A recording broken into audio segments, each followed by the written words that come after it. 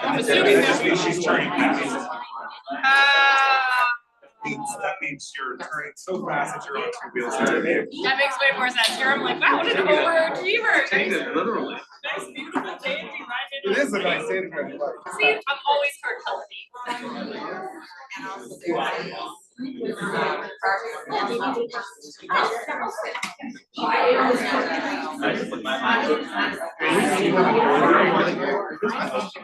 Presentations.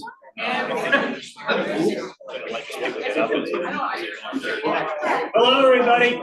Good evening. 6 o'clock. We got a lot to get through, so thank you. On a beautiful night. Let's start with the pledge of allegiance.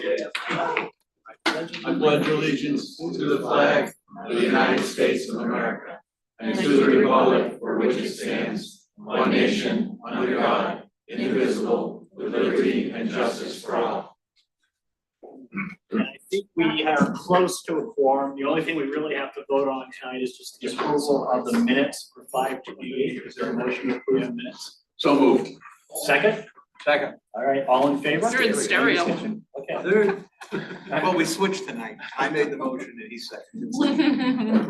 The next item on the agenda, we did have the community forum last Thursday night, and the communications team did a great job, and they just want to kind of, for those that didn't tune in or weren't there, just kind of give a little bit of an update of that, if they would. Yes, thank you.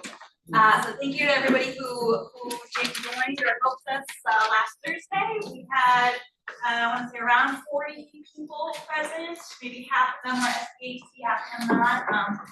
And there were some good presentations, good discussion. We got some, I think for us, the key takeaways, we'd like to spend a little bit of time kind of understanding how we can take the input that we got. But for us, the main key takeaways are people really want to know more about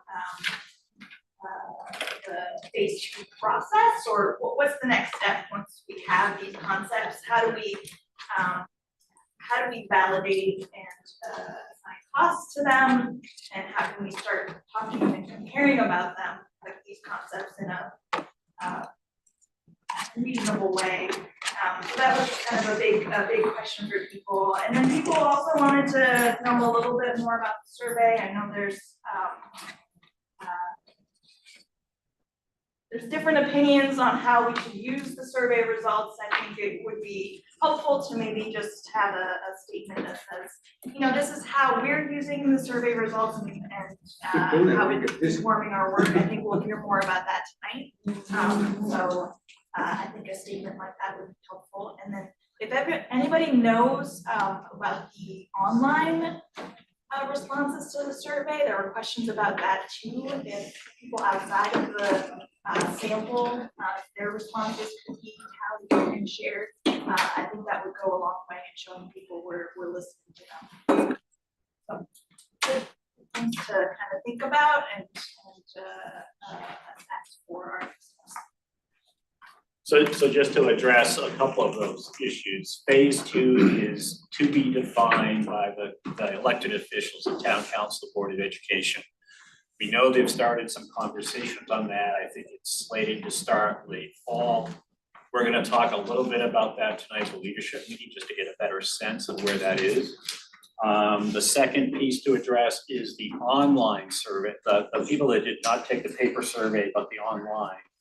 I know Nick immediately called the consultant that night to find out when that data would be available and shared. So when Nick gets here, we can ask him what he did.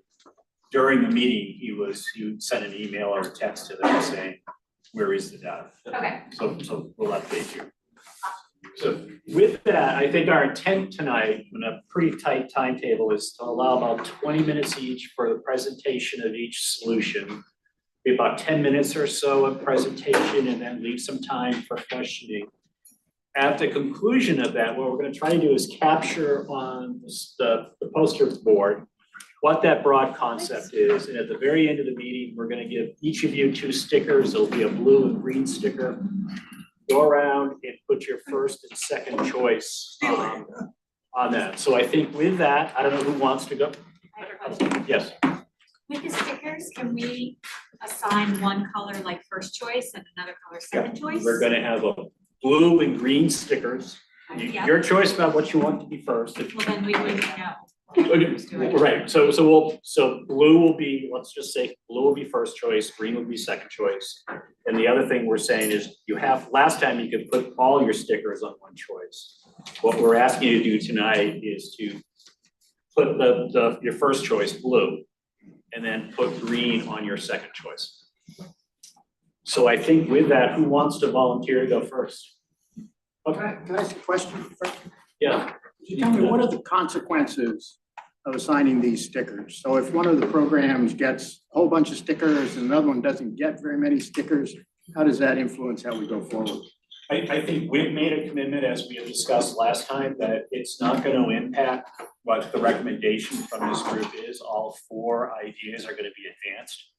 I think the elected officials have asked that just to get a sense of what was sort of the consensus of the group or the interests of the group, but it's not gonna affect what's recommended to go into phase 2, if that answers your question. Thank you. I'm not quite sure we're not quite sure what the phase 2 process is gonna be, but we need to get that defined so it is communicated out soon. So with that, who wants to go first? Anybody? Thank you. Scott, I assume you're fine with that? Absolutely fine. I think we have Which presentation are we getting? I know, it's, yeah. So I just want to apologize for sending out at the last minute 2 presentations, but I do think we've got the right one this time. We'll find out real quick. Are we standing over here? We stand over Can we there. use the podium or no? Yeah, absolutely. You want us, yeah, you want us to go? Yeah, I'm just whatever saying, you're I most know I'm comfortable gonna use, doing. I just wasn't sure if you could. Go front center, Fred. I'm just here for moral support. It is. Thank you about that. All right, can I control this or do you have to control it? I can hand you my laptop. Oh, okay, sure. Yep. So in case you folks don't recall what we're representing, we've got the 4 primary schools with space for pre-K. And this is the right presentation. So just to clarify once again, what we've got here is we've got a 4th new pre-K through 2 school, potentially west of I-95, but that's going to be out of our purview. We've got the pre-existing K2 schools. We're going to build additions off of each of those schools. We're going to add pre-K to those schools. And then there's going to be an addition to Scarborough Middle School. And so I've got an asterisk there that explains that the additions will, first of all, get rid of the existing modulars that we have there right now. And we're introducing this new concept here that I think one of the other groups is also utilizing, which is called this permanent modular construction. We're going to go into more detail about that as we go on. So I just wanted to emphasize that our group here has the main intention of satisfying what we interpret to be what the community wants. And in order for us to understand that, we went back to the survey. And because like everyone else here, what we really want to have happen here is we want this to pass, obviously. And so we really utilize the survey to help inform those decisions for us. And so we looked at a couple of questions here that help tease out what we think the community wants and what will be the best way to get this to pass. From the school building survey that went out this winter, we looked at question 4, question 5, and question 3. And so with question 4, we saw that there was overwhelming support for renovating the primary schools and keeping neighborhood schools. However we want to use that term, I kind of like the word community school because I recognize that Scarborough doesn't necessarily have neighborhood schools as such, they're more like community schools. And so you're going to see that reflected in our plan. Question 5 shows about 50-50 support for getting rid of the modulars there. And to help support that question, because I know it only shows about 50-50 there, but if you look at question 3, question 3 identifies pretty strong support for replacing modulars in our district. And so you're going to see that we're going to get rid of all temporary modulars in our plan here. This page here reflects back to the community survey back in 2023. And I bring these up here because I think there's a trend in these two surveys, which identify that articulates a desire for a more accessible community here in Scarborough. You look at question 2 and question 9 from this survey, and they identify support for sidewalks, better bikeways, better walkable, accessible community, maintenance of streets and sidewalks. And we basically concluded from that there is a desire for a walkable, bikeable community. And I think that's what a 4th school would help to promote on the other side of town for that part of town and to maintain the K2 schools. But additionally here with the 65% support for flow of traffic and ease of getting around within town, I think also that 4th school having that on the other side of town helps to, rather than put a new school in there, helps to alleviate the pressures on Route 1. That's what we're thinking here. So again, just to sort of recap here, keeping neighborhood schools, constructing that 4th primary school, having capacity for pre-K, replacing the portable structures, which Scott's going to mention in just a minute here. And one thing we didn't mention as part of the additions onto the those K2 schools is there's going to be a double entry secure vestibules, which would be part of a renovation, and then a skyway linking our Scarborough Middle School addition to the main building. Scott, go ahead. Okay, yeah, so swap spots with you. So we've been in, I would say multiple times weekly contact by cell phone with Triumph Modular. It's a company out of Massachusetts, but their parent company is Whitley Manufacturing. So we strongly suggest that the elected officials take a hard look at permanent modular versus bricks and mortar construction for these projects. The pictures that you see up there are actually permanent modular. You really can't tell the difference between a stick-built building and a permanent modular constructed building. It's just to say that they're saying that they're more eco-friendly. The construction is done off-site. The thing that's, I'm gonna step back. I was totally against even considering this when I first heard it from this group, because it seemed like, why would we put modulars back where modulars are? But I also knew nothing about it, so I dived in and I learned a lot about it. It's not the things we have there now. Really important to know that. Now, the thing that I see as the biggest advantage is you don't displace the students for very long. So, pre-construction, pre-development, that timeline is going to be the same, whatever the construction scheme is going to be. But with this modular construction, 90% of it's done off-site. So they could start constructing these buildings off-site in, say, November, and then bring them to campus at the end of the school year and construct them over the summer while students are out for the summer. So you're actually not disrupting the students' educational process in that way. They're beautiful buildings. They can match facades, whatever you want to do. We were adding, in our additions that we had for each of them, except for the middle school, we'll be adding a cafe to release that stress on the combined cafe gym, adding restrooms, adding the nurse clinic, meeting all those needs. So that's important, and you can research that on your own. The middle school is a little different, mainly just classrooms. We did not address the issue with the gym size at the middle school, which I think another group has. So that's another way to look at it, which they will do. So that's the gist of this whole permanent modular thing. Now, the renovations that we looked at are fairly minimal, and we focused on 2 areas for renovations that we priced out, which I think there's a slide in here at some point. Want to operate that for me there, yeah, Fred? Well, it's the next slide. So there's a slide on some prices. What I want to point out in these prices on that far right column is that price includes both the newly constructed permanent modular and the renovation of the existing, which would be vestibule, double storefront entries for security for the schools, and basically redoing the MEP systems, mechanical, electrical, plumbing, for each of those buildings, which is what we heard when we visited those schools, that climate was a big issue, and security was a big issue. So we just focused on those two things. What else we got? So, I mean, of course, this is gonna be up to the town council and school board to come up with these ideas, but we looked at a number of site locations. I said potentially west of I-95.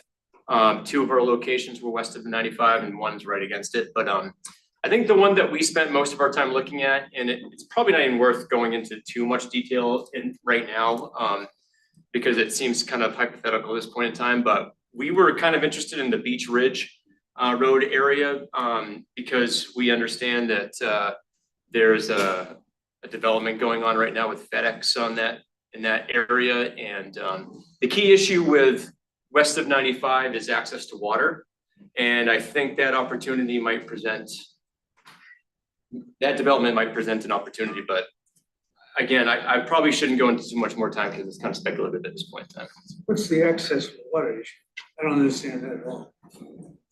There's no public utilities. Yeah. Public utilities.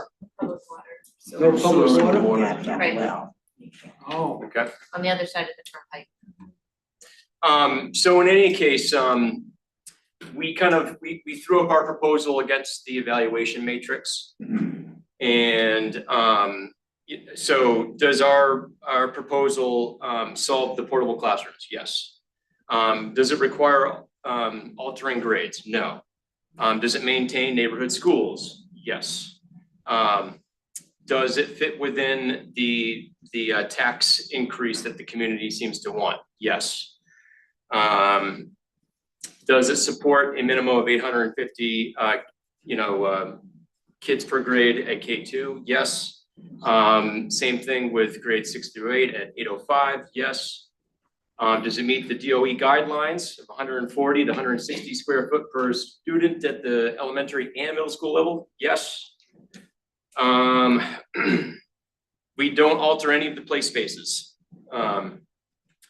Also with our new plan here, with the addition at the K2 schools, it separates the gym and cafeteria at all the schools. It addresses the deficiencies at the K2 schools. And I think when you add that up with a brand new fourth school, I think that actually creates parity amongst all the students at the K2 levels, with the flex space and special education and nursing facilities that would be able to be built into the additions at the K2 schools. Same thing with art and music, storage that would be addressed in our proposal. So did you mention that it's 983 students capacity? I did not mention Preschool. that, go ahead. Well, I know, it's like a little, doing like a little thing. Yeah. Little improv. So there's, in this plan, I know we weren't supposed to talk about it really officially, but unofficially, there's actually capacity for 150 pre-K students in these four schools. Right. Oh, okay, yeah. It's just in the new school or in all four? And all four. So we built up capacity equally so that we could handle 983 students broken up between the schools. My original proposal did not include that, but that's because I hadn't conceived of pre-K. And then when we sort of broadened it out to incorporate other people's ideas, we kind of expanded the scope of the addition on the schools to incorporate pre-K in there and also the cafeteria. Yeah, so I don't know if there's anything else here, but our cost proposal here is $71.2 million. Did you want to say anything about cost from Triumph? I can, I guess I Yeah. will. I guess the So thing it's a about pretty- cost that I think is important for tonight is that we all use the same baseline number to create our cost, which we're at 609 or whatever. That's just an estimate. You never know what it's gonna cost. Triumph Modular did say that they gave us a price for demo for those units. I sent them site plans. It's not that expensive to demo those things. It's gonna be done pretty quickly. But they're more around 741 when we factor in all of our soft costs versus the 600, so it's a little bit higher. I think we're gonna find it's higher than 600 too when we go out to bid anyway, no matter what kind of construction you go after. But we based our numbers on the 600, so. So for the 3 existing elementary schools, it looks like you've got something like less than $40 million in renovation costs. Renovation costs are very low. And why is that? How do you replace the combination gym cafeteria with separated gym and cafeteria? We're gonna build a new cafeteria, which will in effect separate the gym and cafeteria because the current gym and cafeteria will become a gym. And what about the number of classrooms? We're gonna add additional classrooms as well. How many? So for Blue Point, we were looking at adding replacing the 4 classroom mods that are there with a cafeteria on the first level and restrooms, staircase, elevator, and then 4 more classrooms up on the second floor. In the 8 corners, it expands a little bit more with 10 additional classrooms, a cafe, and in Pleasant Hill, 4 additional classrooms and a cafe. And you think you can do that and add a cafeteria We do, for less than 40 million? we do. Well, that's great, because I've got something similar, but Okay. Yeah, listen, these are all estimates. We're throwing numbers out. We're handing these over to the elected officials. They'll make their decisions. Hopefully they explore all these options, make the best decision for the town. I saw in your comments as you were going through that higher operating costs were a con of your project with the Ford School being open. Had there been any discussion about that within your team about any approaches that may be able to help along the way with that con or anything? So there are a couple things. First of all, it's operating costs. They're gonna be there replacing these schools. I think replacing the systems would help a little bit, but it's gonna go up. We're gonna have not just operating costs for energy and for staff and everything else. And by replacing the systems, do you? Oh, I'm sorry. Well, I'm I was hoping by talking about- replacing the MEP systems, Yep. it'll actually be more efficient, more energy efficient. But it's not gonna cut back on the staffing operating costs. The 4th school is gonna have additional operating costs. Yeah. And that was a con that we were willing to live with. Can I ask a question about the Triumph quote? Does that include like prepping the site, making sure that it's pad ready, that it like, you know, that then you have like fire suppression systems built in and all of that, or are those additional costs that aren't included? So everything that's in the building from 10 feet out would be included, including your fire suppression system, all the HVAC, electrical, MEP systems, cafeteria equipment, everything's in there. That's all part of that 741 that I mentioned, which is obviously higher than 600. They also do the foundation, they do the site work. One thing that they tout is that they can start site work a little earlier while they're finishing their construction offsite. They pull it all together. But it's just as safe and effective as stick built. And it's complete. And they're permanent. What's that? And they're permanent. Yeah, they are permanent. I noticed your renovations you guys build up. Did you guys talk through with anybody about how the existing buildings, I think when the infrastructure committee looked at that, you have to add an exoskeleton to those buildings. Is that all baked into this cost in order to get through second Well, the floor? addition's gonna be, the up part is going to be, In an addition? Yes, Ah, just thank an you. addition. Okay, thanks for clarifying. Carol? Maybe one more question, then we'll move to. All right. Do you have a budgeted number for land to go with the new construction? We did not, and Jim asked me that before. I think it's up to the town and the elected officials to find a great site for land at a really great cost. I know they have ways to do that. All right, thank you, that was Thank you. great, thanks.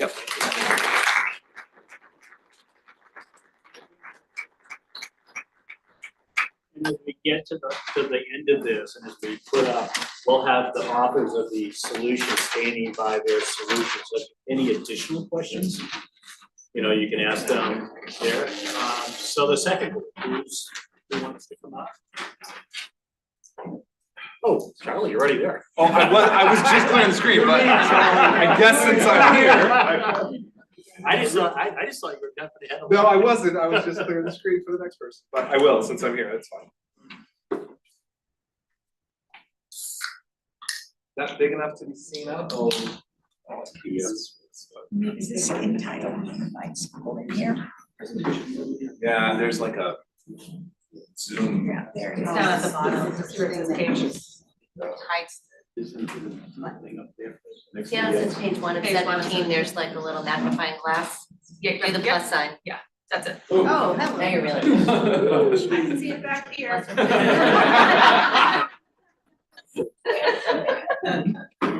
you go. All right.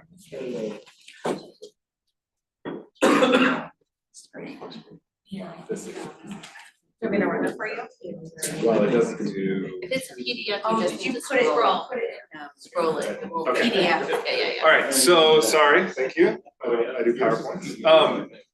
So I am representing the K through 3 community school, which is the unified school option that we looked at. We will talk a lot about what's different. We'll review the evaluation matrix and then some other benefits and then we'll take questions. So what is our proposal? It's a single K through 3 primary school with small learning communities. So that you still get the feel of the neighborhood schools that the town has expressed interest in keeping. There is a grade shift that allows, we would move grade 6 to Wentworth. And that alleviates the pressure on the middle school. So very similar to the referendum. And then 3 goes down to the primary school. So just a nod to the survey, which said 67% agree with the statement of grade groupings could be slightly altered. So we took that into consideration as an okay thing to look at as we do. So what's different about this than what was in the referendum? The square footage was different, so we're not quite sure where Harriman came up with their square footage in their design, but we used the same assumptions that the SBAC agreed upon, which brought us to 1148 for students and 140 square feet per. When you put our our calculator to that of 610, we're under 100 million in construction costs, or around 98 million. And so, yeah. So we know that cost was the #1 reason for it to be voted down in the referendum. So this brings you down about 25 million in cost there. That's just the construction project, so we have not included land in that at all. So we know that there's a land acquisition that would be required. So what's different about this proposal from the referendum? We would ask to, we don't want to put any limits around it, but the Downs was a big factor in people not liking the original land deal. So you have a new land acquisition to look at.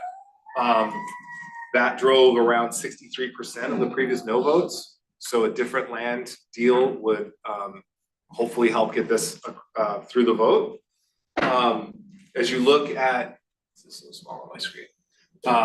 Yeah, so in the response to question 12B was, as I said, 63%. I did not like the land deal. Another 50 said the location being in the Downs, and then 44% was the impact of the local neighborhoods.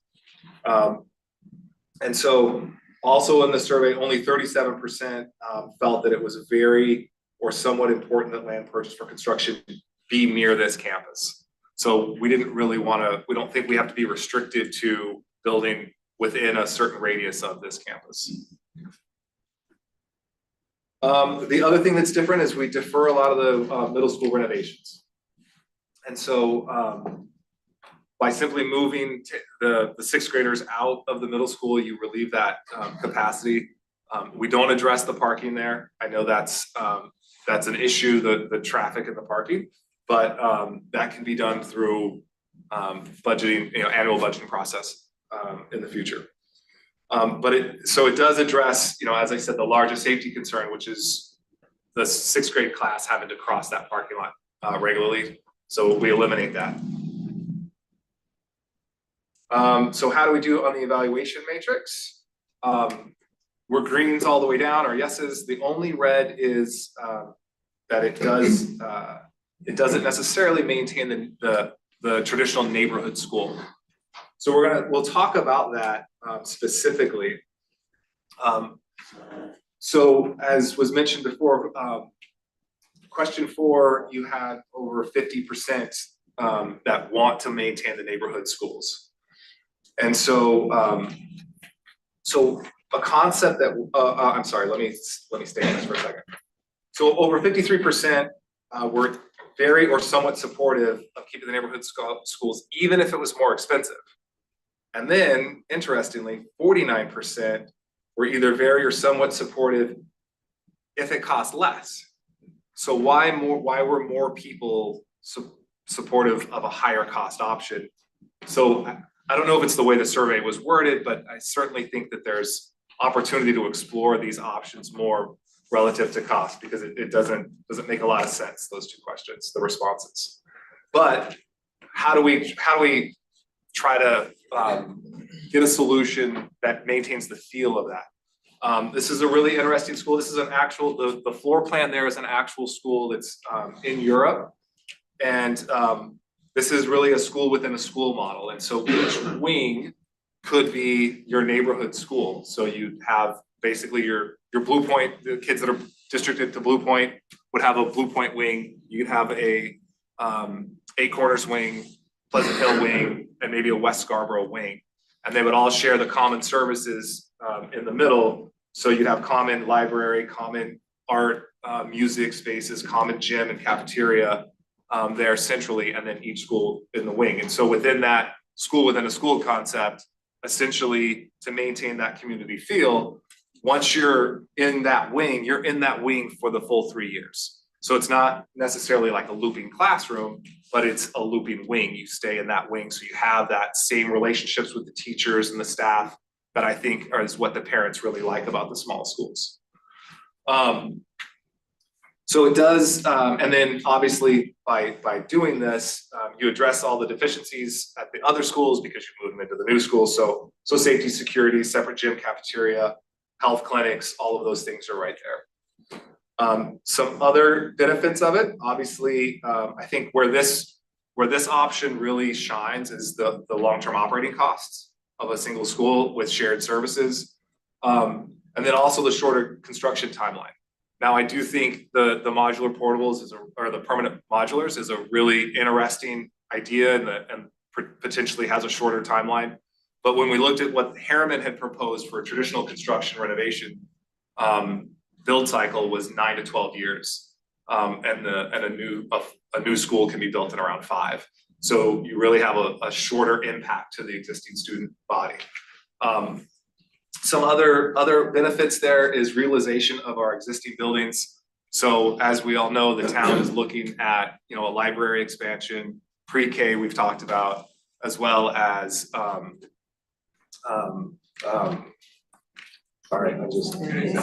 community center. So those 3 buildings and or lots provide you there, you don't have to go buy new land or do a new building. You can reuse those to solve some of the other problems the town is facing.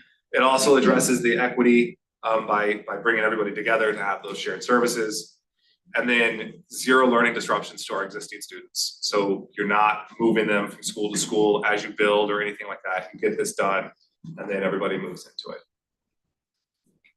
Any questions? Lots of questions. Carol, I think you were first. Okay. Well, the middle school, in any of the concepts, will need to be addressed because there are a lot of issues there. Do you have a budgeted number for the middle school? We did not, as I said, so Harriman had about 7 million in their proposal for the middle school. That was one area that we thought we'd see some savings is by deferring that cost.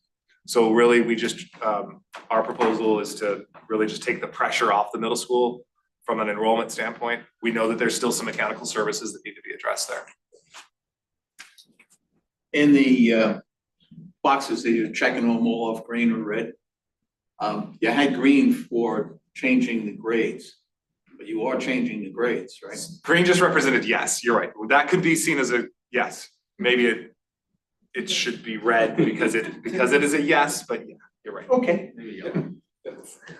I just wanted to point out, you said that parking is an issue at the middle school, and by removing the existing portables, you'd have a lot more, you know, where those are currently located, become available space. Great point, yeah. Sue? Could you possibly guarantee that when the community center gets built, that they put the pool at Blue Point School?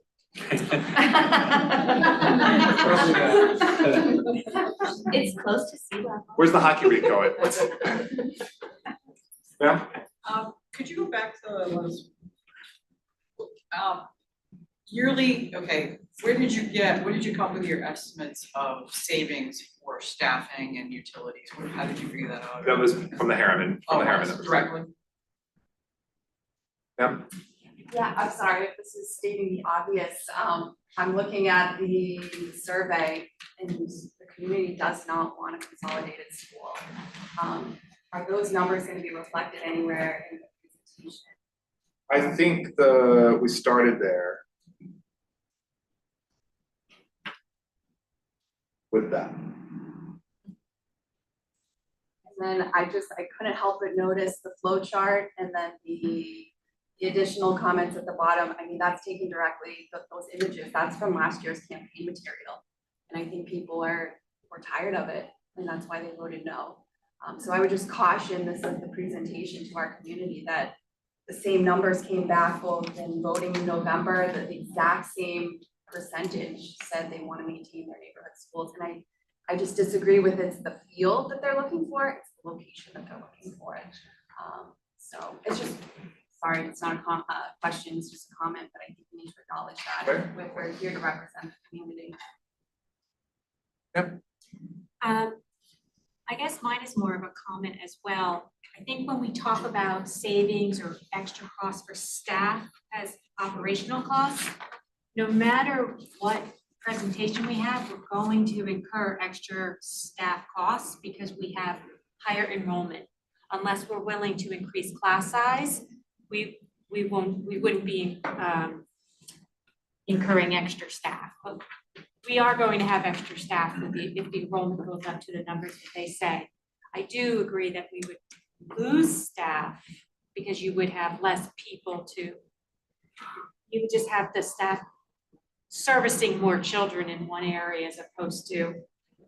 If you're speaking to only teachers, yes, but you'd have to hire a principal, a vice principal, and students, a nurse, a custodial staff, ed tech, like, so you would kind of, if you have a building that big, you're going to have the same amount of custodial staff for each building because one person can't clean a building that big. Actually, in conferring with Todd Jepson about this, when we were working on this concept prior to the referendum, what he explained was even though it was one building instead of 4 buildings, it would actually take less custodial services because it would be a modernized building, et cetera, et cetera. And so he felt very confident as our facilities director, saying that he could do that with less staff. Just a point of information.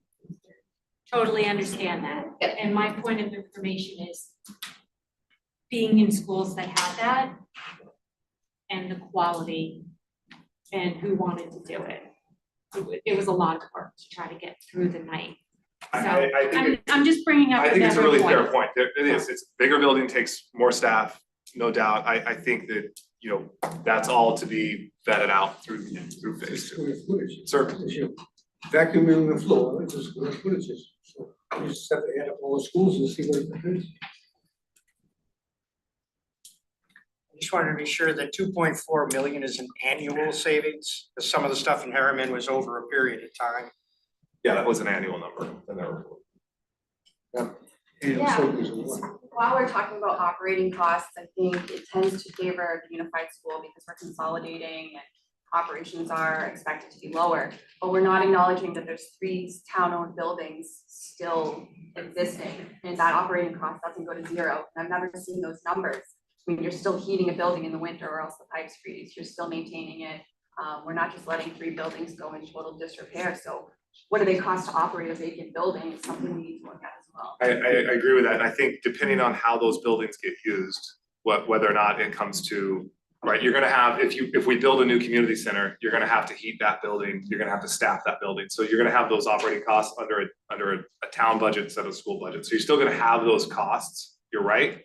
But if we're staying focused on the impact to the cost of the schools, that's where this is. And don't forget, a lot of these numbers are gonna be, you know, more thoroughly researched and understood. This is just really kind of a starting point. And I do worry, we're trying to get through 2 other presentations, and I just wanna make sure.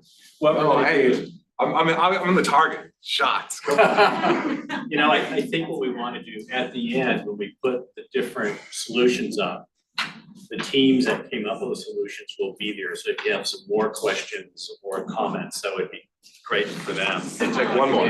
Okay, so the key on the question that was asked before, 36% of the people supported this in the referendum.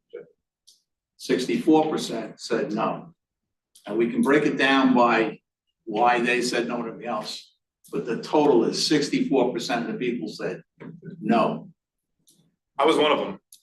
Yeah, I was okay, one of them. what I'm saying When I is, started here, I said I'd let the data lead me to where, and in my mind, this is where the data, and I know that there's a town survey and I'm one of 5,000 voters. But this process opened my eyes to why I think this is actually a viable solution. I just don't wanna lose sight of that, Understood. because some of the things, only 49%, 64% said no. Maybe one more. But for varying reasons.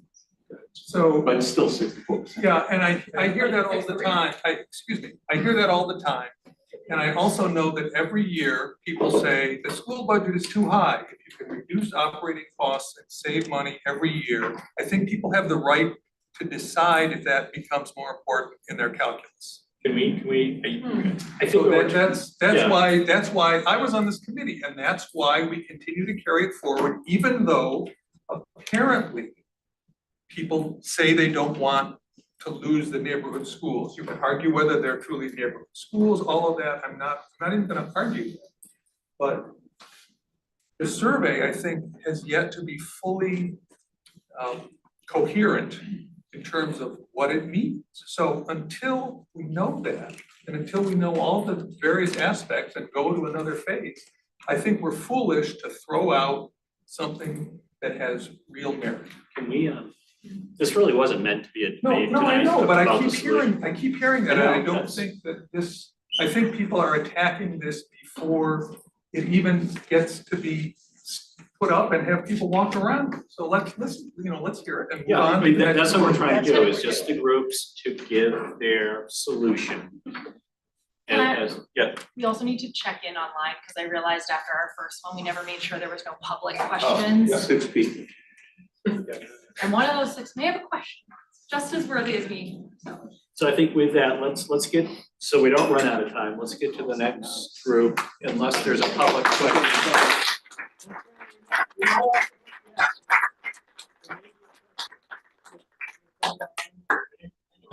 Sue, are you going?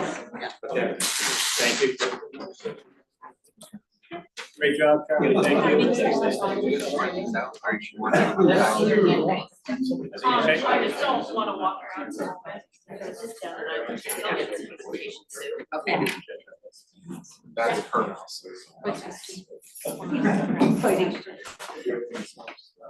We're all in this one. So I'm gonna be talking about the grade 2-3 school. That's our proposal. And But I want to remind everybody why we're here. We're here because the referendum failed in November, and we need something that will pass. So we can have a, we can dress it up and, put a proposal out there, but it's really what's in that proposal that matters. And what's different about our proposal? Well, it's never been proposed. It's creative. It is different. Over the last 10 years, the Board of Ed has probably looked at 20 different solutions. They never looked at build a 2-3 school. And so it's worthy of being looked at and being considered. And we're also starting with budget. We want something that will come in at less than $100 million.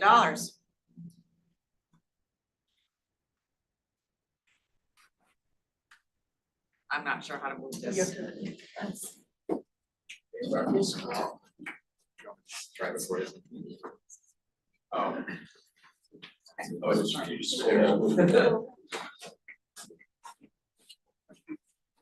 So as we start here, I want to talk a little bit about Scarborough's school enrollment. And it's varied a lot. In fact, in 2010, we had a school population that was 500 more than what we have right now. It has been on a steady downward trend until COVID. And the COVID bump is real. I'm not arguing about that. And it's been now, I think, 2 years. But we really don't know what the underlying enrollment trend is. Will the COVID bump disappear and we're back on a, as I said, on a downward trend, or not? And keep in mind that when that 500 student drop occurred, the town population went up by 5,000 over more than 10 years. So we have uncertainty here. What is good about our proposal is that we build a new 2-3 school. We can't go wrong with that because we need the space for, we do need some additional capacity. And but while that's being constructed and before we really begin the renovation of the K-1 schools, we'll have a chance to see what the enrollment trend really looks like and get a little bit more certainty about where we are.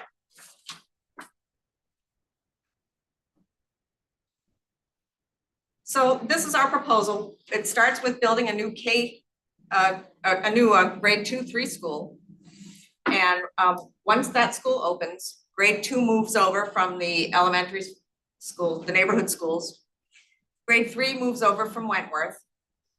And that allows the 6th grade to move from the middle school to Wentworth. So our final configuration is we have 3 neighborhood schools that are just kindergarten and grade 1. We have a new grade 2-3 school. We have Wentworth, which will be 4, 5, and 6, and the middle school, which will be just 7 and 8.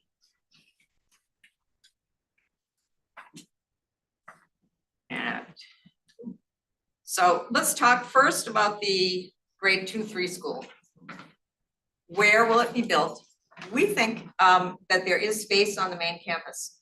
We have looked at the site where the ice skating rink is currently. It's 8 acres. That's the site that the ad hoc community center was looking at. And so we think there's room there. And if there's not, it can go somewhere else. It doesn't have to be there. This proposal still works. What's it gonna cost? Well, it's completely dependent on the size of the school. And when we work out the numbers using $610 as the price per square foot, and for 650 students, we are at 55 million.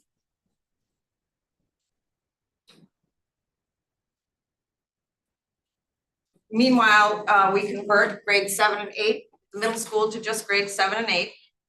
That building was designed for 600 students. There are 655 there right now. Once we take 6th grade out, we know that using the new projections that the peak enrollment will be 494. So it will be well below what the capacity is.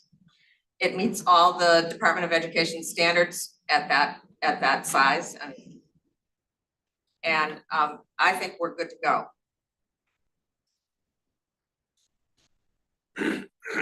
Wentworth.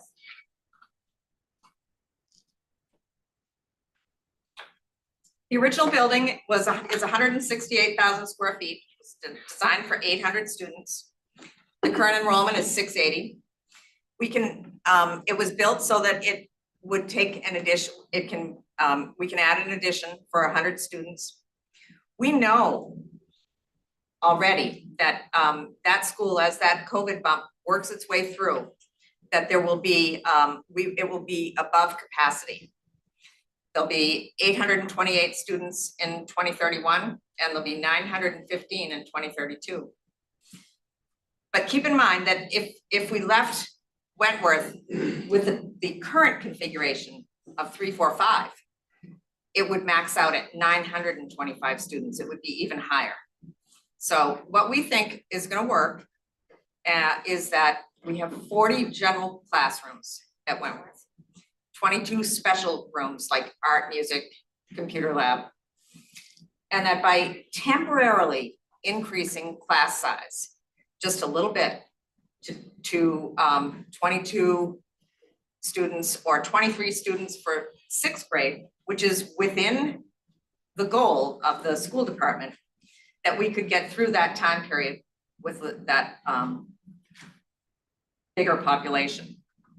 But we have time to figure it out because we're dealing immediately with the lower grades, and ultimately, you know, we will have a chance to figure out what to do.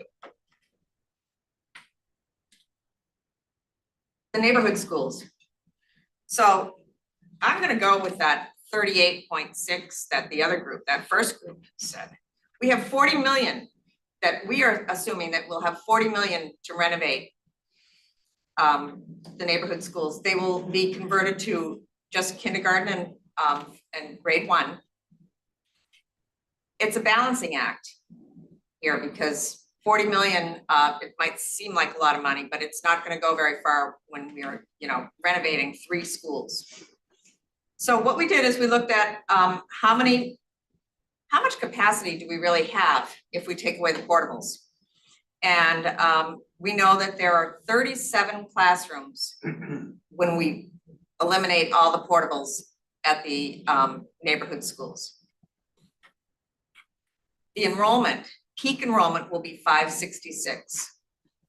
And when we use the class size of 16 for kindergarten and 18 for grade 1, we need 34 general classrooms. When I say general classrooms, think of it as a home room. So we need 34 rooms. And we still need art, music, a health clinic, and special rooms for special ed. So our recommendation is to keep 4 portables at each school.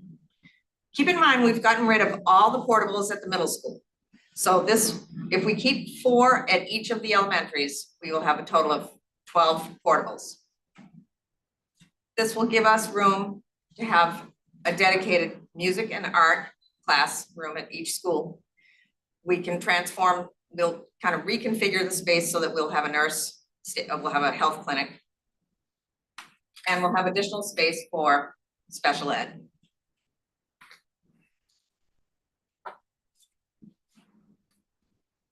And when we keep 4 portables at each elementary school, that gives us a total of 49 classrooms. So 34 are gonna be the homeroom, you know, think of it like a homeroom. And the rest are all for the special, you know, special uses. And I do wanna say something about, you know, portable classrooms. Please don't have a knee-jerk reaction. They're not evil. I mean, they are used nationally. They're used across the country. No Scarborough student has ever had his or her education impacted negatively. In fact, most of them, if you ask them later in life, they don't even remember that they were in portables. So we also checked our proposal using the number of square foot, the Department of Education standards. And with the 4 portables, we are at 139 square feet per student. So, you know, it's 140, a little this way, a little that way, and I'd say that we made it.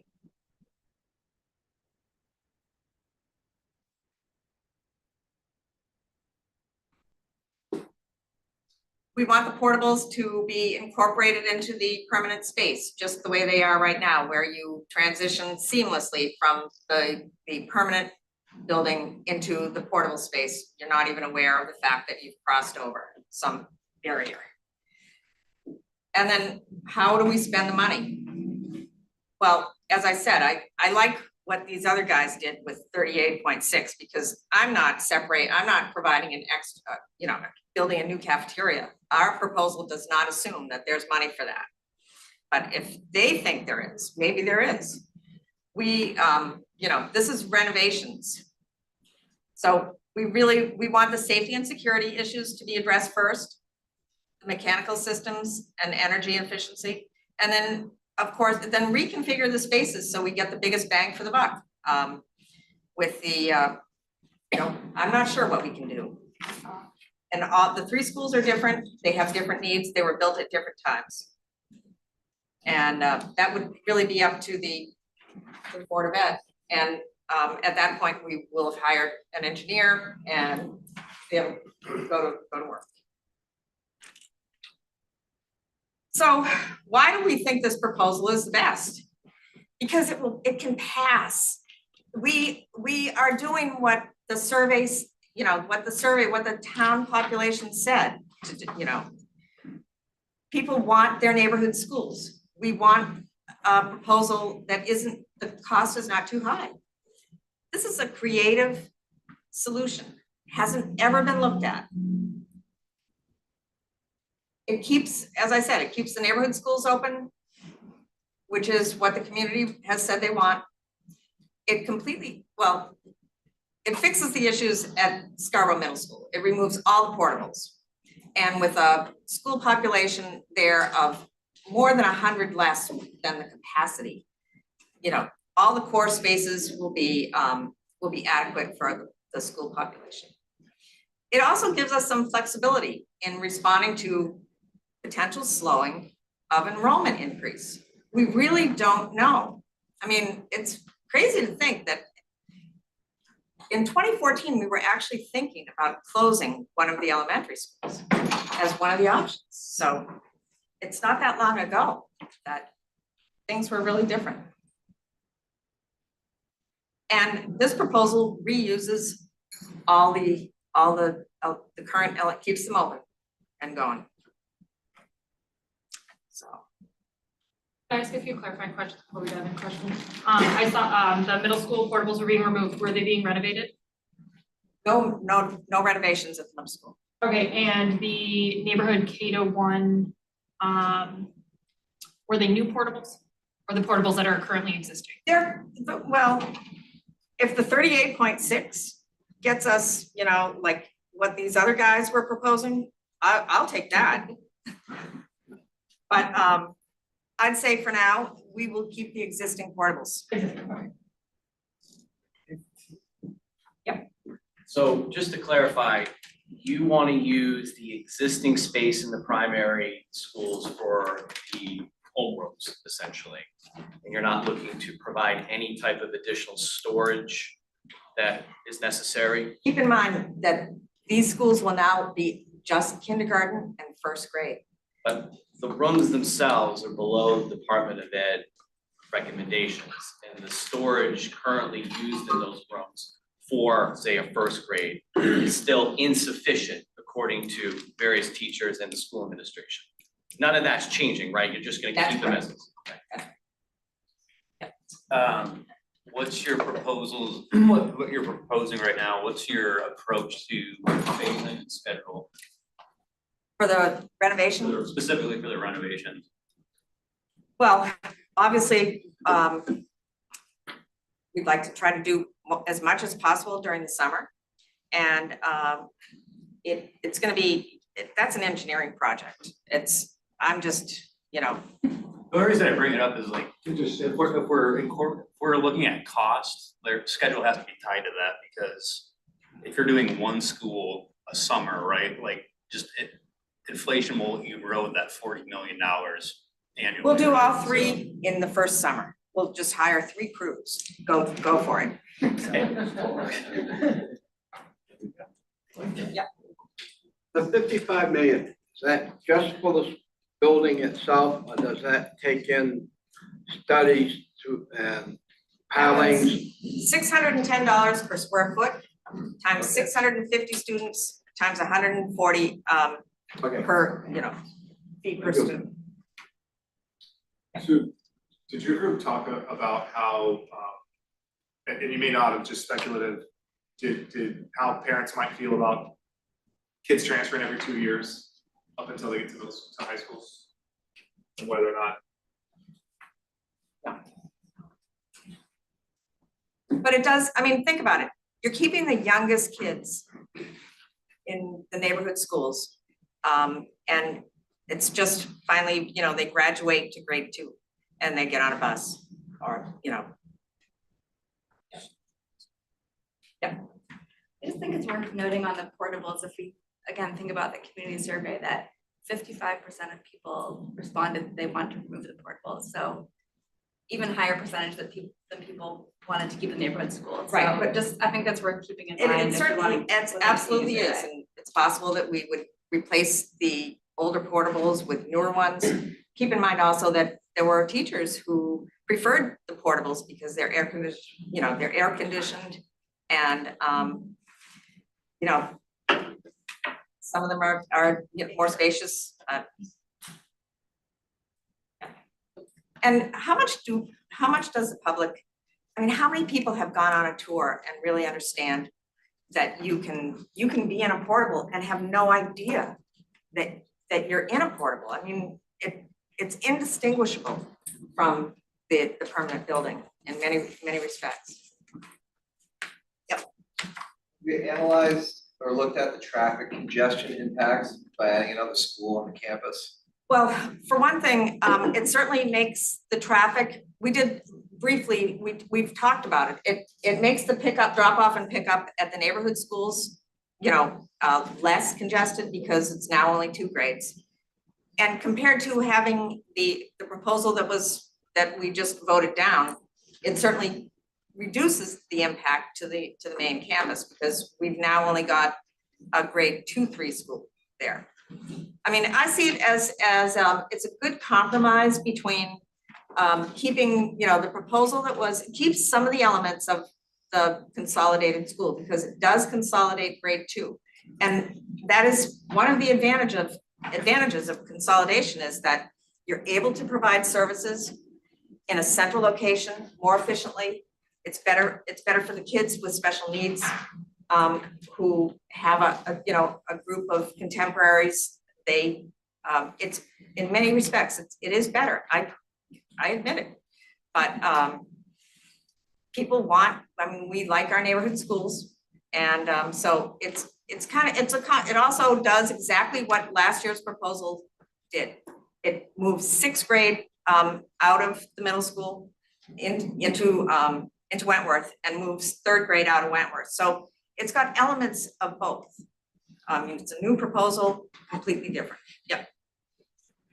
Sue, have you and your group looked at whether there are other schools that across the country that have gotten creative with these different groupings or? Well, we did look at, are there certain grade groupings that you have better learning results? And we didn't find anything that was, definitely you don't want your 5th graders in with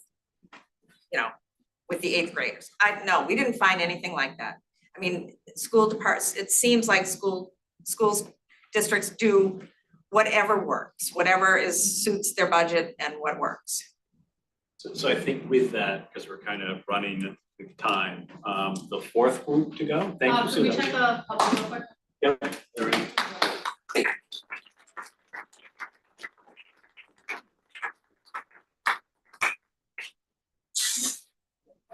just open it up if there was any comments from the public. Look at him, John.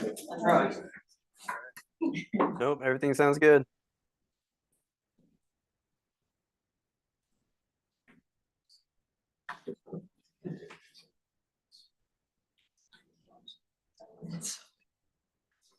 I think it was Jim that just said who I sent it as a PDF. Yeah, that's the thing. I should have known that too. It is what it is. We'll call it preserving the primaries and middle school concept.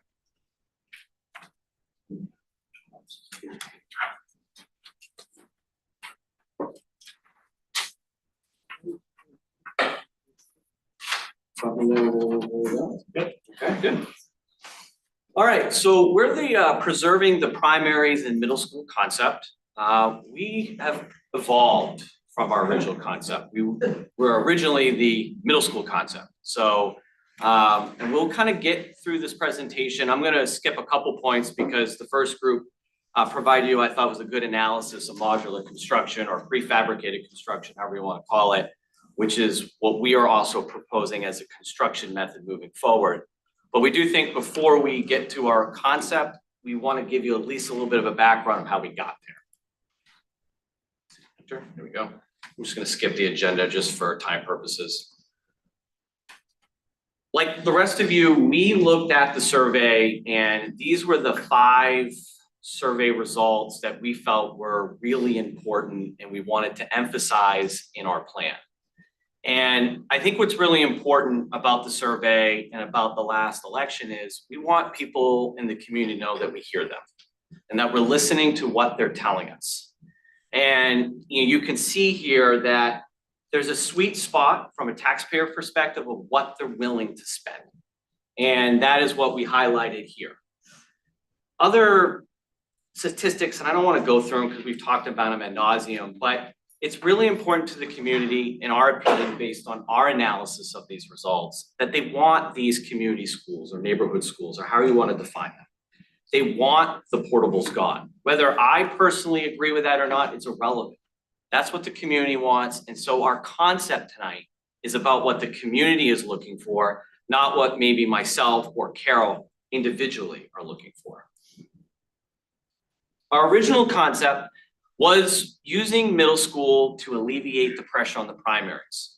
And what the original plan was moving 5th grade to the middle school campus and relocating 2nd grade to Wentworth. And so primaries would be K through 1 and the middle school would be 5 through 8. And I'm not going to go through the entire concept here, but when we started talking about it, we had some concerns. And those concerns right there are the primary reasons why we evolved our concept to what we're going to present to you this evening. But having said that, and I think this is what's really important about that original concept, is it could be used as a backup plan. If for some reason the situation arises where whatever we do at the primaries is not enough, the middle school has space. It could accommodate 5th through 8th, and you could find ways to alleviate some of the traffic concerns there, and we can talk about that a little later. But it is a good plan. We wanted to mention it at least for the record, and if need be, it could be used as a backup plan. I'm going to skip over this, but again, these are actually pictures of more prefabricated construction. That is, you can see how they integrated that addition into an existing structure. I thought that was a good representation for the primaries, and that's actually a primary classroom. And if you count the desks, there's 20. I'm not exactly sure what else is in the room, but I thought it's a good representation of what a modern classroom looks like. Throughout this presentation, you're going to hear me use the word basic needs, and these are what we consider basic needs. Having the recommended number of classrooms and classroom sizes based upon a Department of Ed rec, dedicated music and art space, sufficient special service space, library space, separate cafeteria and kitchen from the gym, as well as a clinic. What you don't see on here or on the middle school space allocation guidelines is security. That's also a basic need, but we feel like that in a public forum, it's probably not appropriate to get into the actual specifics of security. So we know that it exists. We know there's DOE recommendations. We certainly want them incorporated in our concept. Here we also have what you've all listened to now for months is the deficiencies at the primary schools. Again, I'm not gonna go over them in detail, but the rooms are undersized by a significant number of square footage. There's simply just not enough space for the current student population and not certainly for the future. We do not have dedicated art and music space, which is a problem. Our gym services are being impacted by the cafeteria, and the cafeterias themselves are deficient. So how do we try to resolve this? Well, we are proposing in our concept to keep K through 2, But what we want to do is build a 2-story addition that has a total square footage of 25,550 square feet. And to answer a question you might be asking yourselves, can you fit something that large on these properties? According to Google Mapping, you can. And that is what we use to figure out whether or not this was even possible. And we're basing the numbers and the needs here on an individual school basis of 284 students per school. And that's 18 kids per classroom. In this addition, not only will you have classrooms, you'll have a new cafeteria and kitchen that is based on Department of Education recommendations. You will have a new clinic. And I actually, interestingly enough, had a conversation with one of the school nurses, and they were talking about the need of wanting to have it closer to the playground because of the injuries kids have just being on the playground. So we thought it would be perfect to put it in the addition because the addition would be adjacent to the new play area. And then, of course, common bathrooms that could be used for, say, students who need to use the restroom, during lunchtime, or separate bathrooms for teachers. We also discussed different designs of what this could look like and the needs. I don't want to get too much into that today. I feel that's more of a phase 2 question, but I think this could all work, and that particular space was potential room to spare. In addition to adding on, there would be renovations. The first thing is remove the portables. The second would be to renovate existing space to have a dedicated art and music rooms, which is important. It looks like some of my formatting is off in this, so I apologize because it looks differently on my house computer. The green check marks are actually all lined up, so that's very fascinating. So my apologies, but the green check marks ultimately represent what is the matrix is looking for, so that's why they exist. Creating a new play area, that right there had the orange check mark next to it, and the reason why it's highlighted is more likely than not, we're not going to be able to meet all of the Department of Education recommendations, more so because they want a dedicated field area. And I just don't think there's going to be enough space for what I would consider a field, but I do believe we can provide a new hard area, soft play area that could be ADA compliant.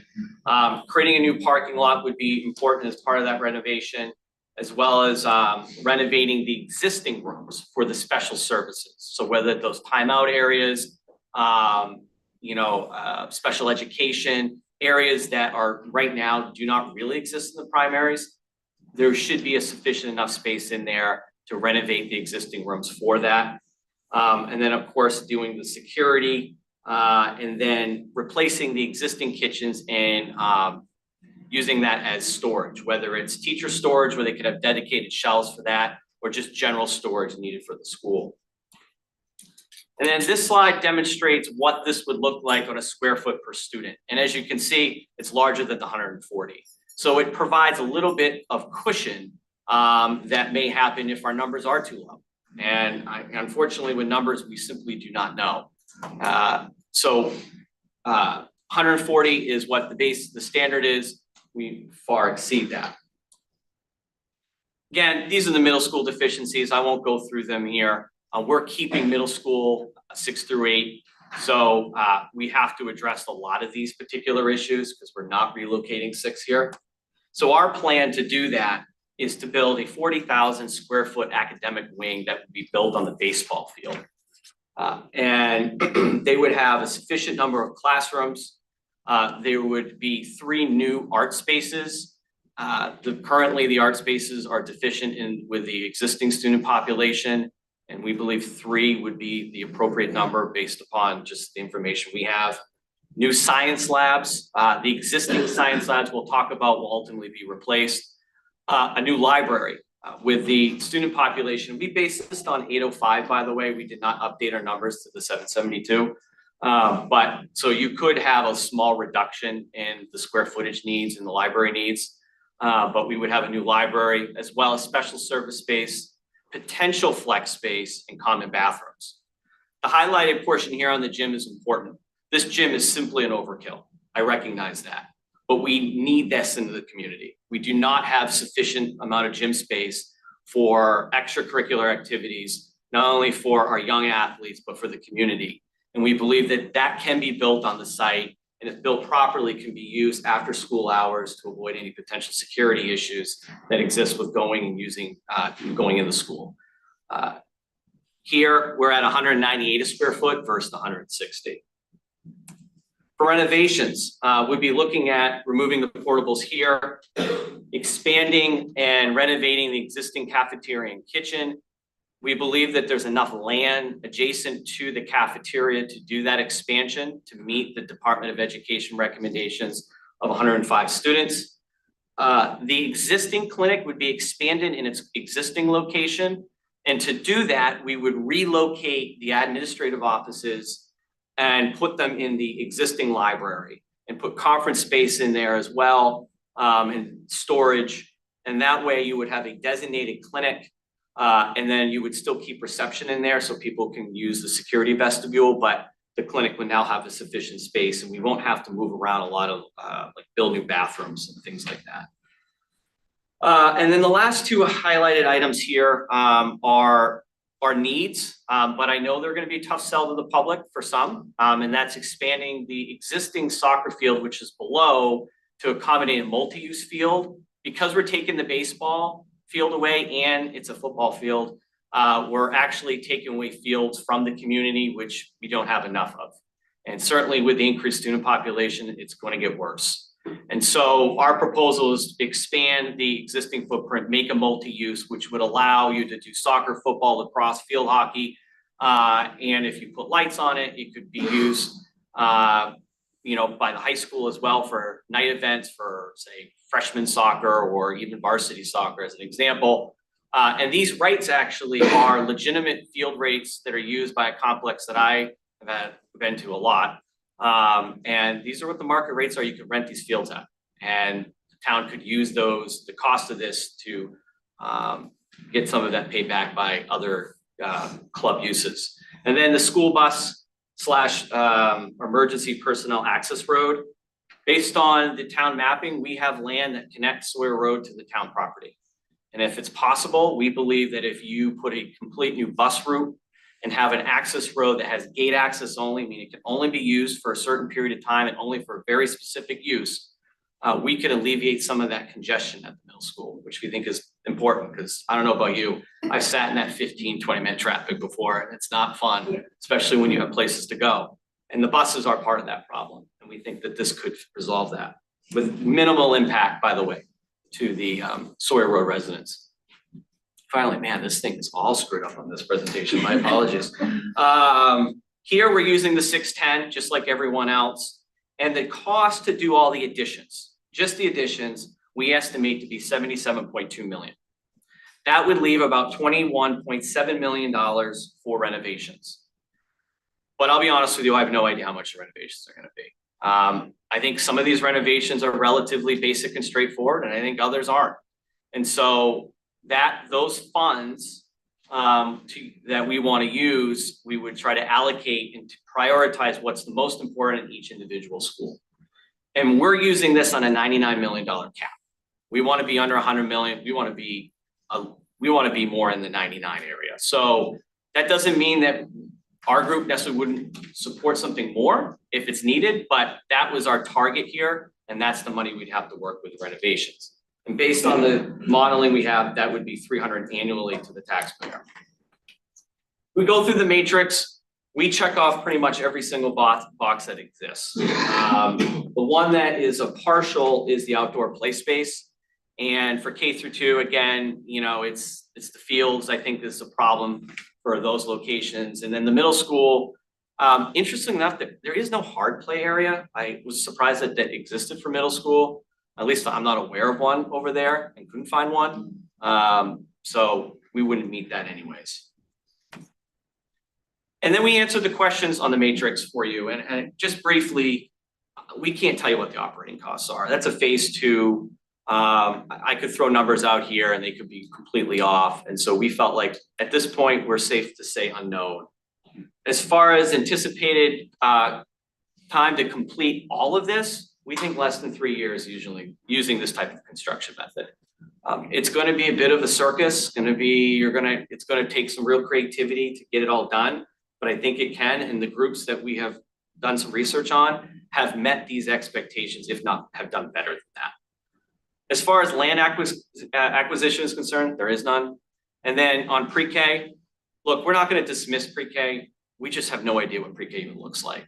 And so with someone who's had 2 kids go through pre-K, they were in one classroom and they went out to recess, there's no other places for them to go. I don't know if that's gonna look like that in Scarborough. I don't know if they're gonna use cafeteria services. I don't know if they're gonna use the gym, art space, or what have you. So we just did not consider that in our concept. Finally, our recommendations for the council, because we thought that was important. We think in phase 2, the council should only look at 2 of the best options from this group. We are a representation of this community. And while I can appreciate all the hard work people have done, and I think our group has, and maybe some of these concepts will end up merging together, it's really important that we move forward because we don't have a lot of time to resolve this. In phase 2, we'd also want them to explore prefabricated construction. And one thing that the council should do is create a workshop and get one of these groups here to talk about it so that the community can feel more comfortable with this type of construction method. Lastly, in these 2 final points, we need in phase 2, there's got to be qualified experts to create preliminary designs. I think instead of trying to sell a project, we need to just help educate. And to do that, the best way to do it is to have multiple, or at least have 2 designs up for people to look at, ask questions, see the data, instead of telling someone, this is what we're going with, this is what you're either gonna vote for or you're not.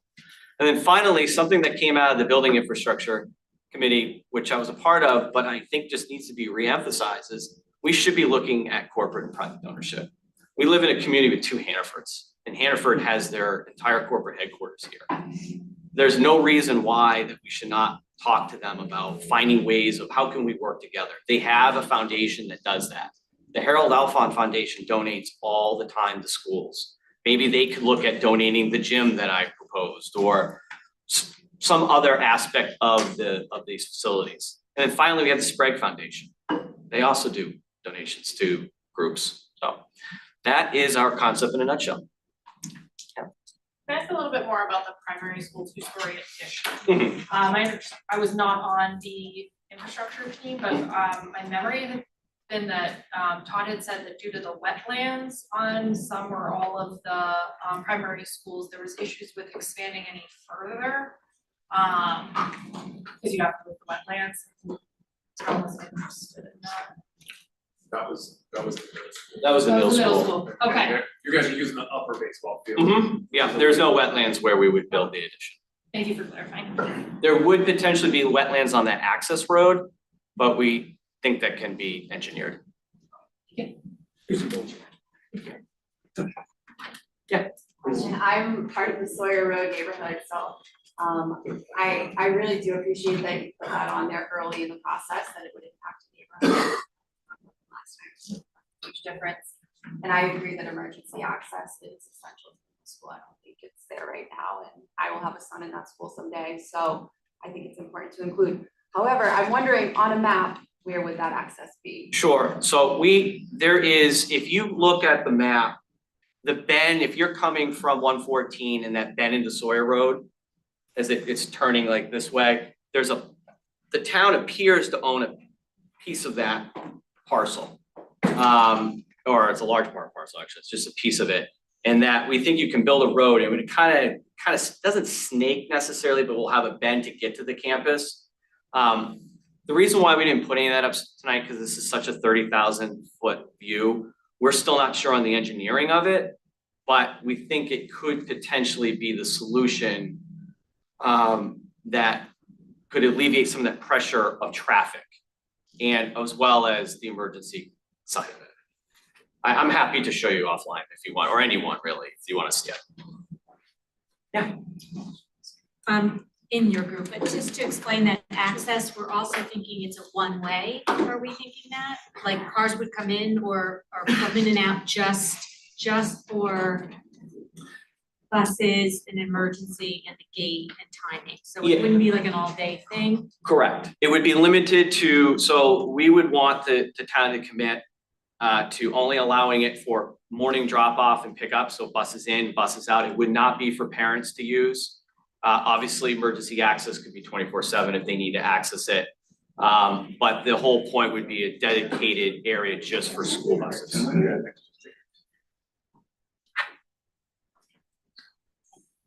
So, This is impressive. Only a few questions. yeah, so thank you. I think now, you know, I think you'll see the yellow.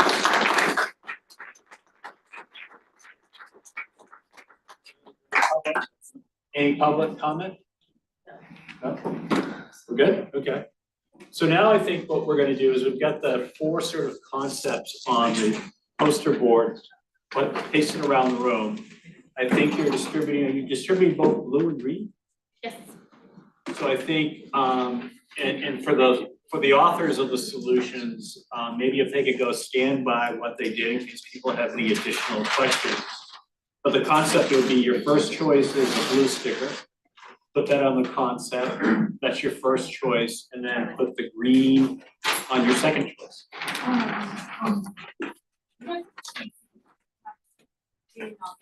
Make sure I'm still. Yeah.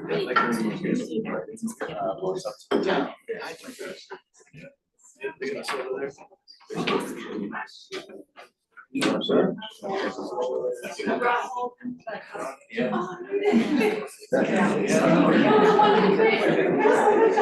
was like, the days are every week, however.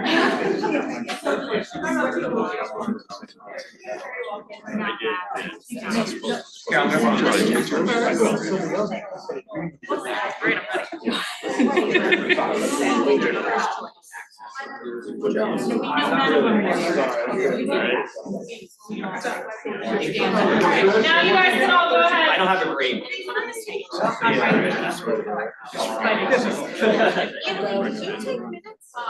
Yes, I did. Oh, sorry. I heard that you were and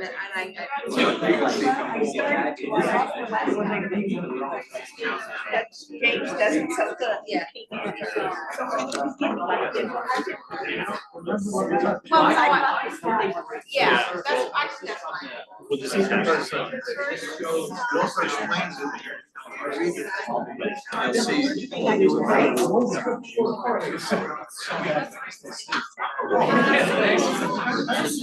I'll see.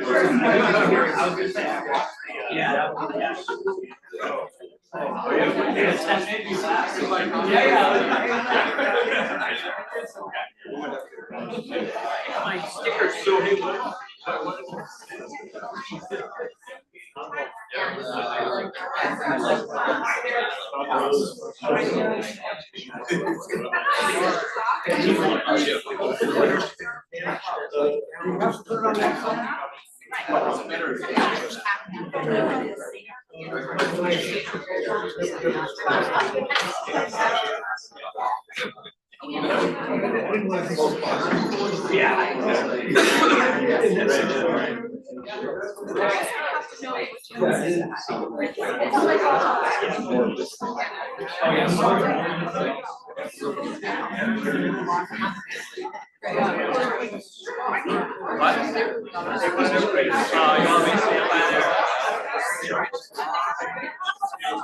I just want to make sure I do it, so. Really.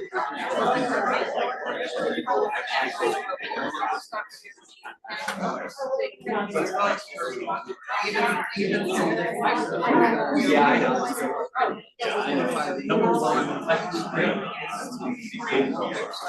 Yes.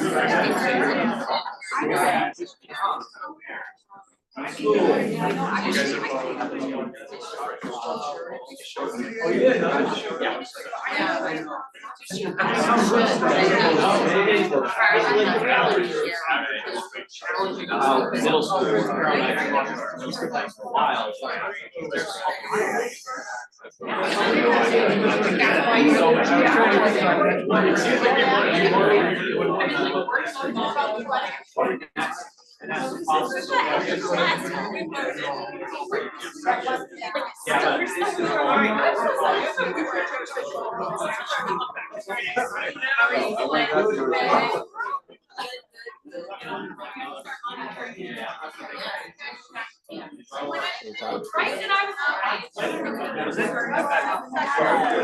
Blue is one, green is second.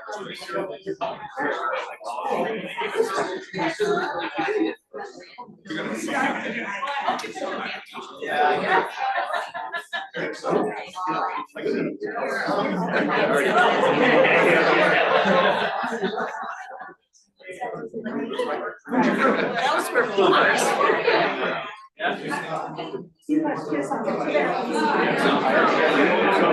I will answer questions. If you don't. I give everyone an opportunity.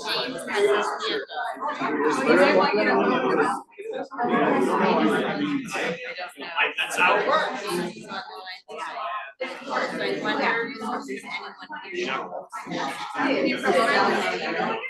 there's Can you just promote us as leader? I don't know. Right. Yeah, no, sure, I think that's. We have Can you just speak right now? Well, the other thing is that like whoever is on the there's no have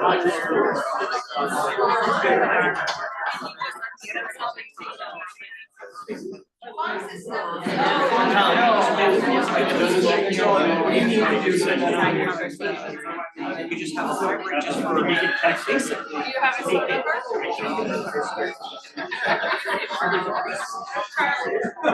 Hey Peter, can you hear me?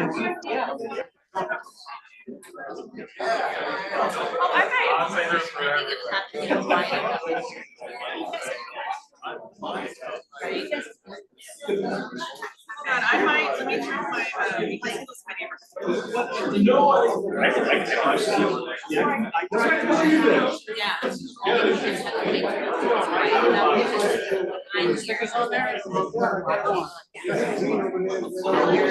person like this, they hear completely because there's just too many. Oh, I have it, it is here.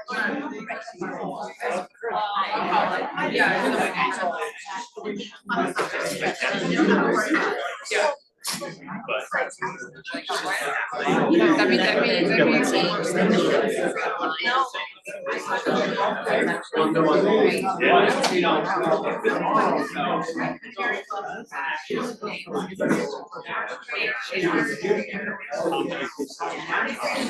You want us to vote for you? Yeah, that's what we see your hand.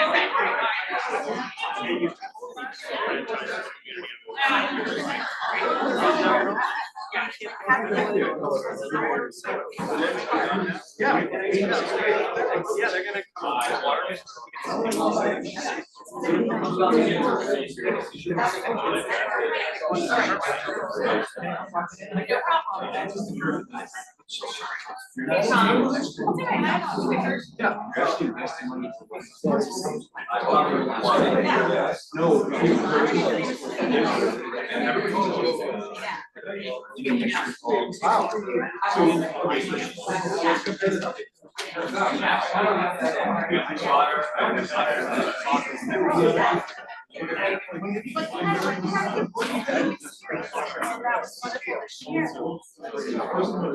What they have is this. You're walking your way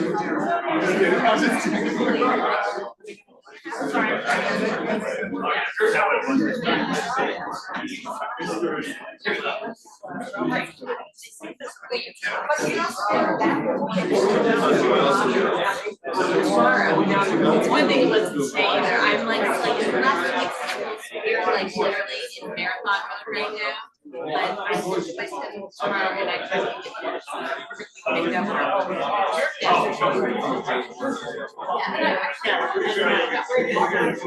And I have this.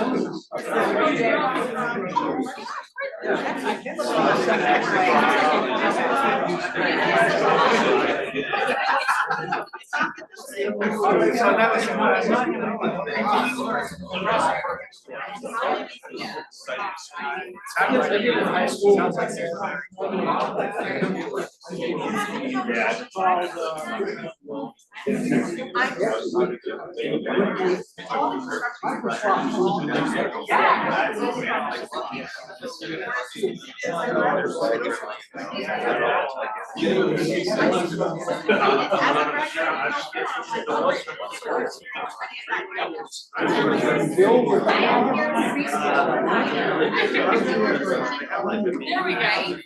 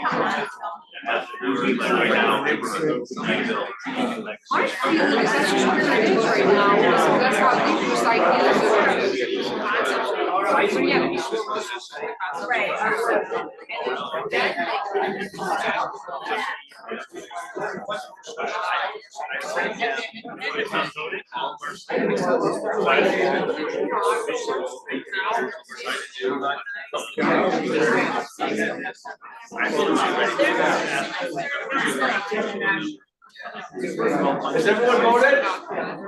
Has everyone had a chance to vote?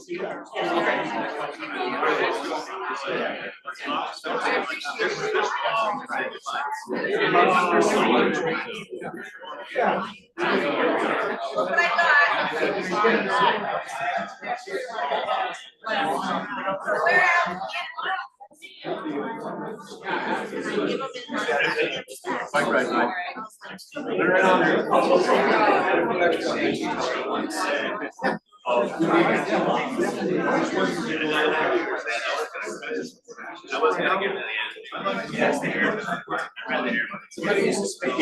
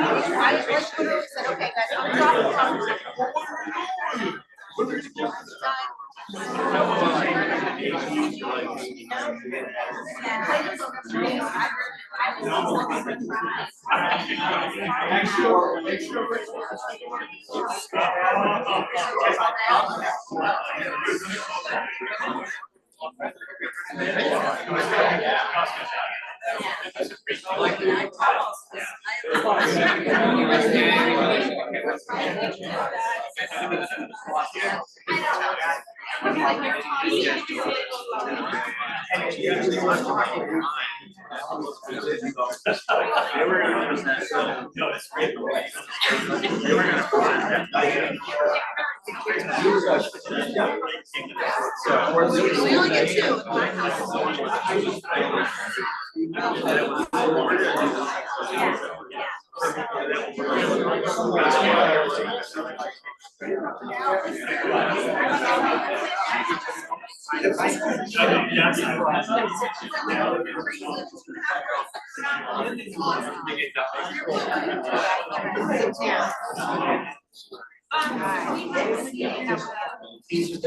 Yes, just tell them why, All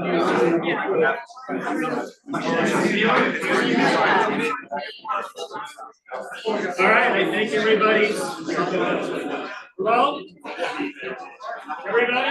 You guys want to get out early?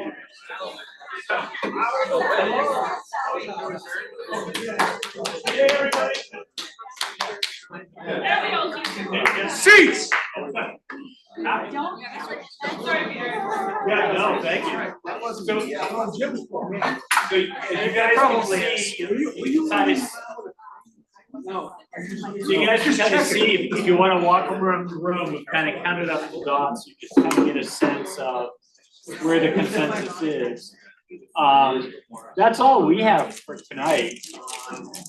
So it's a nice night. What we're gonna do is we'll have a leadership meeting, we'll talk about next steps.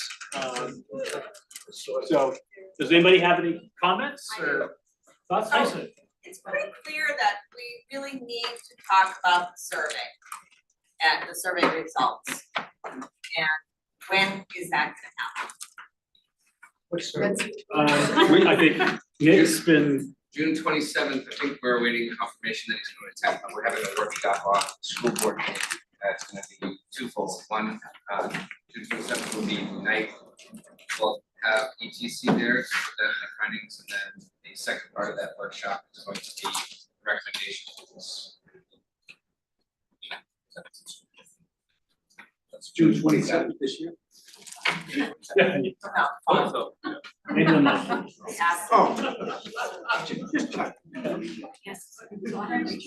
We're just doing like general questions right now. Yeah, we're just generally kind of wrapping up with you guys. Yeah, I'd just be curious to know like when the next phase of this whole ordeal kind of happens, and then how, if like we continue on in some capacity to the next phase.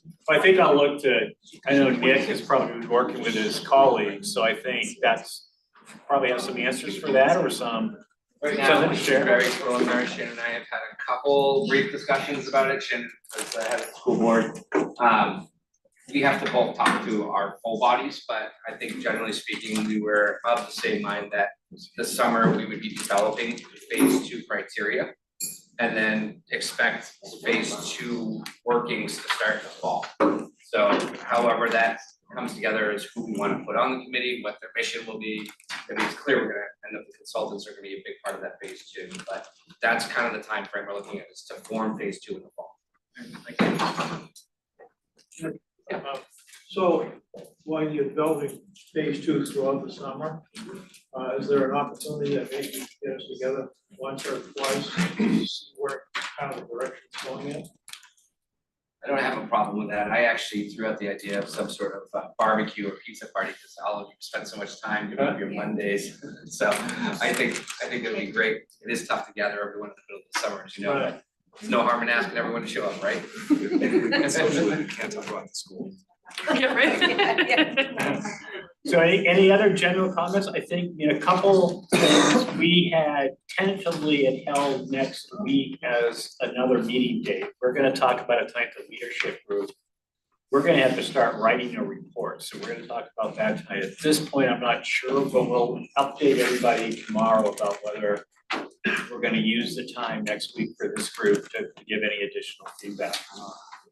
I don't know if anybody has any thoughts on that, but for now, it looks like probably we're not gonna meet on the 10th as a whole group. We're gonna take this information and start compiling the final report.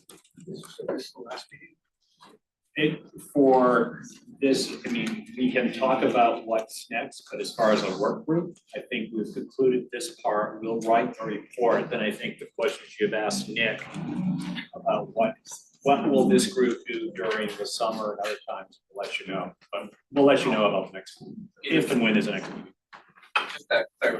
will there be a vote on the final report from the full body to send this to council as ready? Yeah, I mean, let's talk about that tonight. I think we talked about it. I think there was some feedback saying, but we certainly can do it via email, or we can reconvene, but it's short schedule. Yeah. I do wanna say that the communications group would favor meeting next week if to go over report recommendations. That's our vote, if we have to say. And if not, then some more emails. Okay. We'll let you know. Again, we'll talk about it tonight. Yeah, appreciate you doing that. Hi, I'm just looking at these numbers and I just wanted to point out, it seems like everyone probably voted first for the committee they were on. Wow. So it seems like the second place votes are where the action is made. And I don't know what you're doing with these numbers, it all feels very murky. But just wanted to put that out there, that the second place votes seem like more indicative of something. I don't know what that is. Yeah, I mean, I think, as we said at the top, that these numbers aren't gonna change the recommendation. We're gonna advance all 4 of these concepts. This was just to kind of get a general sense of where people, and I think there's some pretty clear, and you're right, I think it probably does reflect the committees that people naturally gravitated to in the first place. Peter? Yeah. Would it be too much trouble to maybe write how many people from each of these committees are actually here in the room that voted tonight? Just, you can kind of do some quick deduction, like there's 8 blue stickers, but there were only 6 members of that committee, or, you know what I mean, it might give you a differential and. Yeah, we can do that, writing the number of them. Yeah, great idea. I mean, we can do it quickly now. I'm more to satisfy curiosity. Okay. So I guess maybe by a show of hands on the first, what we've titled the 4th primary school. How many committee members were here for that? 6, is that right? I'm also online. 7. James, you don't count? James didn't vote. I did vote. Oh, we did. He called it in. 7. He phoned it in. So, Second one is unified school concept. 4 or 5? Is that right? Okay. The third one was a second and third grades on campus, new school. 3, 4, 5. Right. Yeah.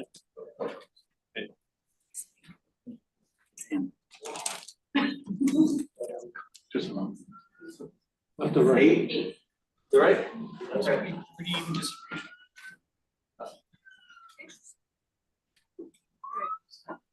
I can scratch that itch, thank you. All right, so with that, no additional, Jim? You gotta keep the communication committee together through the summer. Yeah. They're willing. I think that the communications committee has specifically said they wanted to do a few events and have talked about what that would look like for the summer, but I don't wanna speak for, I don't wanna over promise anybody, but there's a few things that they have wanted to do. Motion to adjourn. Second. Oh, wait, you got someone behind you. Carol? I just wanted to say that there's no question that everybody in the room did a lot of hard work. And then everybody's to be congratulated on their commitment.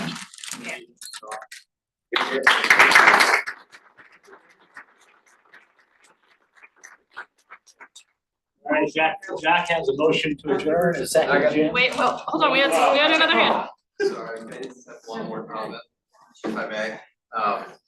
One thing that I noticed that many people mentioned, and I like Sue's idea, her original group idea of having a set budget for beginning the project.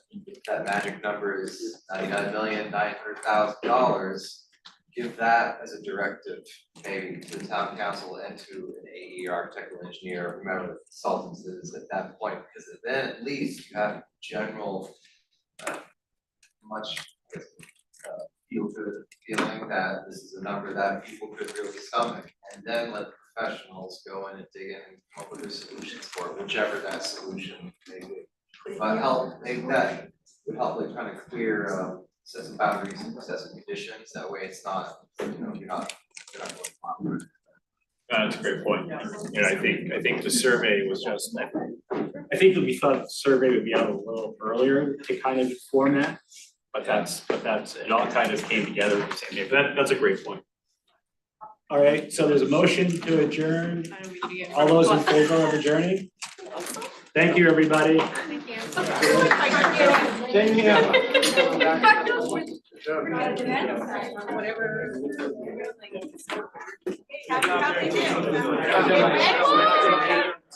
They want? Oh, I guess if they want me back, yeah. So happy. As long as it doesn't impact me watching my kids play sports. No, it's not even all stars yet, right? This is. It's not all What? No, no one wants to be a coach. Thank you so much. Thank you. Very good. You have to go vote really quick. Having detailed conversations about things we don't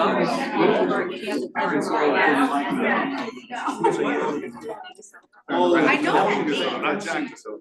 Yeah. I have, my oldest kid goes to district. Thank you so much for all your work.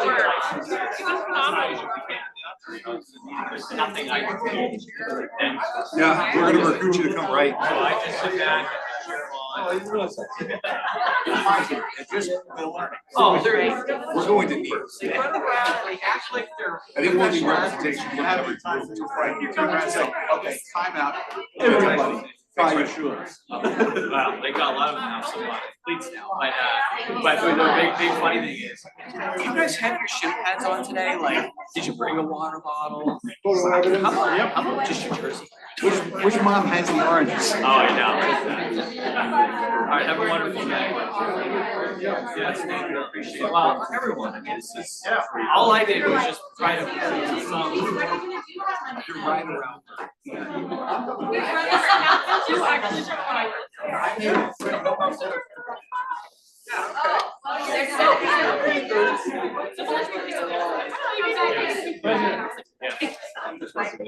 No, I wasn't sure if you had a. I do, I have a seventh grader, I have a seventh grader, a ninth grader. They play for. They're gone. I think my daughter's. I'm just providing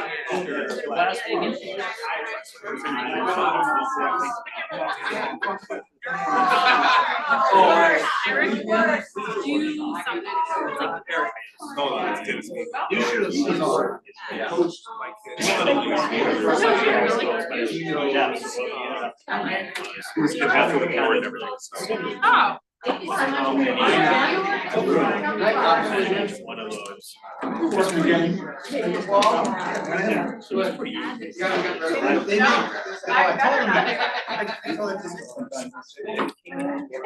Thank you, Tom. No, it's like, it was the other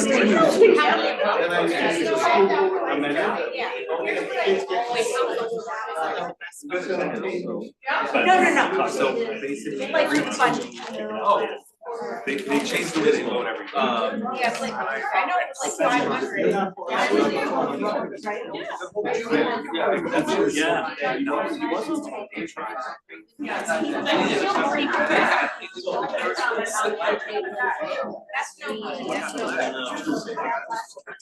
Although I think this year. People are like, oh shit, I'm gonna actually well. No, it's just right now, we're getting mass. Yeah. Yeah. Right. I guess No, that's what He did not ask. But I started watching the popcorn on it.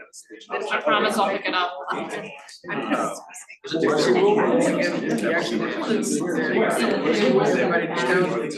you do this time? How much did you want to spend this one? 99. I hear you. I hear you. You should think about it though. I'm serious. Think about it.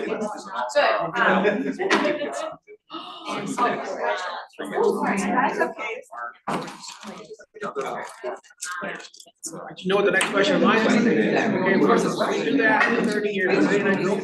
They're beyond the camera.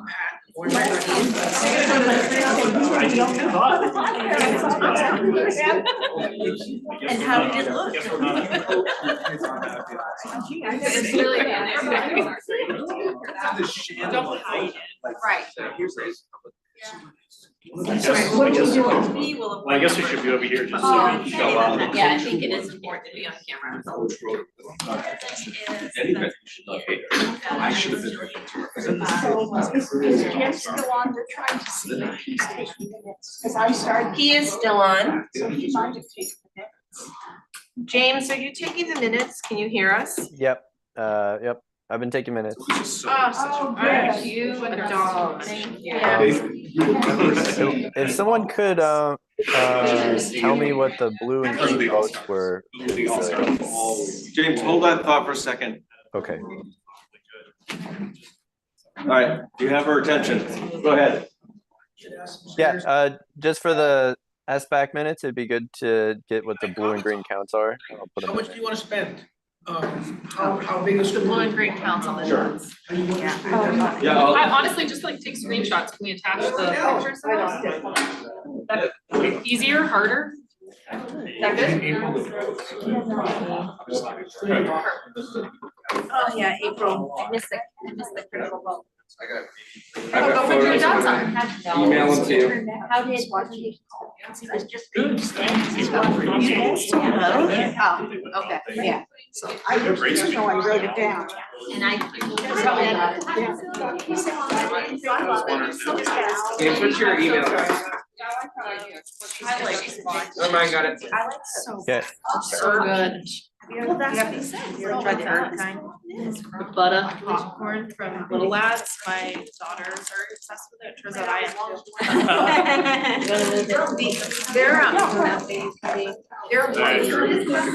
So sorry, Dan. So to get everybody out of here, is there any public comment as we start the leadership? I don't see any hands raised. Next, just sort of items, just to approve the 5:28 minutes. Yeah, I got it. All right. Second. All in favor?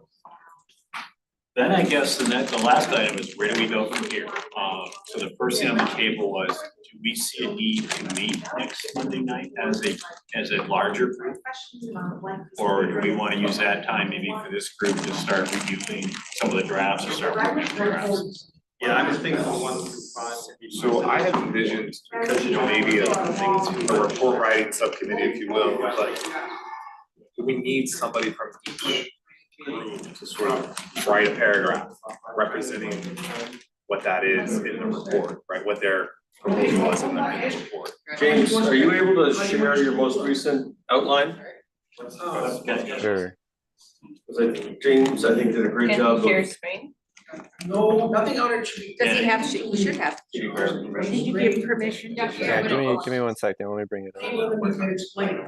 I do think the groups themselves should write their, like, there's no better representation of your idea than the flyer in it, so. And I think it probably, without reinventing the wheel, they know that information backwards and forwards now. Yeah, we'll have I to think look having for. some sort of consistency would be helpful, so the look is the same. Yeah, very I much mean, so. do you think that you could ask the communications subcommittee to make it cohesive? I personally would like to see a vote on the final. I would too. I think we should accept, I think we need to vote to accept the recommendation that we make to the. Somebody put something in the report and it's Nice she clean, wanted to take be a picture of it. here rather than in the council. Yeah. Or like Was it ever voted on? The answer is no. So it's gonna be all four of them. So what are we talking about for a timeline then, Nick? Your report should demonstrate the 4 ideas that you're carrying forward. And also what other recommendations they have. Here's Here's James' James's work. very valiant attempt at laying out the elements of the report. Okay. I mean, that's, I would love to see those things. Right. So I was like, great, good feedback. as we talked about, James did a great job putting this together, but a lot of this stuff we identified. Why can't we just, kind of taking a page out of your book, and what you shared? Why can't we use all of the reports that have been, each committee, the first committee. Now we've got the 4 committees that reported out on the options with their PowerPoints. We really need them to recreate. If we have 8 different groups trying to. Executive summary. Yeah, exactly. That's what I was thinking. And then refer to the document. Summarize, enrollment, summarized, a narrative format, no more than a page. And then the substance could be in an appendix, if you want to know more. Right, yes. But we got the charter worked out. Ideally, you reach out to these committee chairs, give them some parameters and expectations. They were given that. And it's gonna take a little bit of wordsmithing and also. Yeah, I mean, they like. That's what I'm saying. With this, so. The only thing I'm seeing that might be missing, that like one of the, it was the 4th presentation did have, was like recommendations that were outside of like, here's my proposal, like maybe all of them in there, but there was like, consider, I don't know, pre-K, or consider these things, outside of just, here's my solution. Like if there should be a spot in this And the chambers. project where you can put kind of miscellaneous recommendations. So if I hear you right, what you, for examples, I think the gentleman tonight suggested put a budget number and we can. Yes, yep. Put, My dad has a you law know, firm. Told him on his business. Consider pre-K, so those sort of specific things that, not necessarily like a solution, but how you should go through the next process. Yeah, like things that don't necessarily. Did we capture all of those throughout? Last 4 months? I thought your suggestion for each one of you needs solutions, but they may address or don't address or identify. I think, to your point, maybe a conclusion or recommendation is the base too.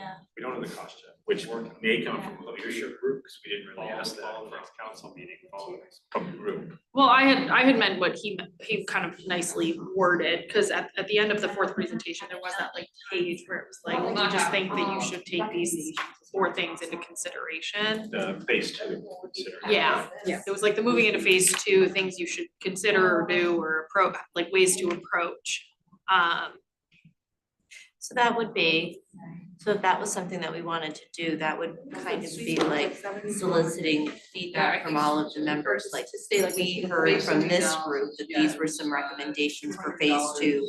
Are there other members of this committee that have some recommendations for phase 2 that should be included? So that it's not just that one subcommittee who has phase 2 recommendations. Yeah, and then like that, like we've heard from Sue a few times that like she has concerns about the fact that the survey results haven't been presented prior. So like that would be an opportunity for that to, it's not necessarily captured in all of our solutions, but a place for it to capture is, because that was a larger part of this group's work, the fact that it was We can start the conversation. missing.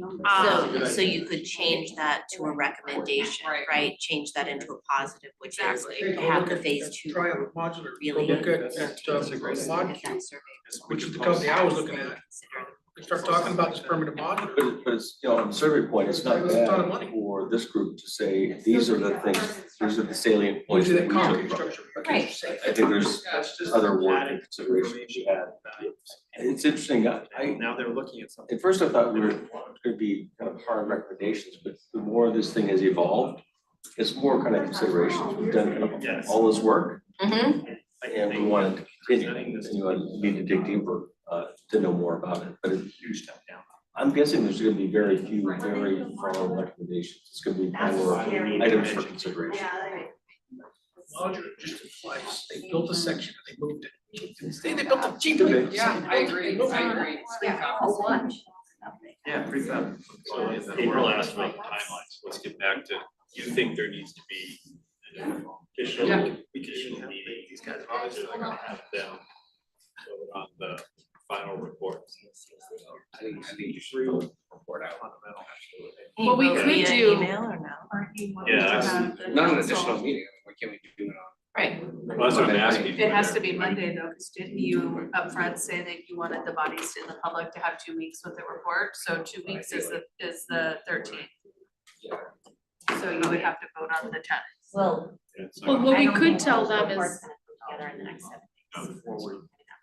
but what we could do, since so many people have opinions and feelings about each project, is we could ask the lead person or one person in each of the solutions groups to write something to bring to Monday. Let everyone meet in their subcommittees and hash out, did we really encapsulate everything? Did we have every point? Do we need to edit this document? And at least have all the groups vote to approve their summary on Monday, because that's kind of the biggest chunk, so. This potential school solutions, if they can draft it and come on Monday to, you know, have something to start with, speak as a group, vote to accept. It might need to be wordsmithed to match tense and everything, but at least make sure that everything is captured that the people in that subcommittee want. It pretty much fulfills that section of the final report. Yeah, I agree, Alyssa. I think we need to get this out like tomorrow morning to all these people to get them drafting for next week. I agree. I gotta believe that you guys can do this. I mean, the way it's broken down, asking somebody to turn something around in 4 days for just a little section shouldn't be a big ask. Yeah. No, and It's not new content. Right. And additionally, For current facilities and the facilities deficiency group, that subcommittee chair was James Hebert. We need professionals doing this. and additionally, we could do the same, we could say you've got 30 minutes on potential school solutions and then redistribute ourselves into the original benchmark and have the benchmarking group meet again and do the same thing for another 30 minutes and really have those two portions knocked out on Monday. You too. Yeah. I don't know. Seriously, I mean. I was gonna, I'm sorry. You can battle me. I wasn't, I was thinking out loud, so I'm sorry. I guess I'm both optimistic you can actually get this pulled together by Monday. Yeah, I think you can. It would be absurd not to. So that would be. That especially because deadline was June 12th, if I remember correctly. True, 13th, okay.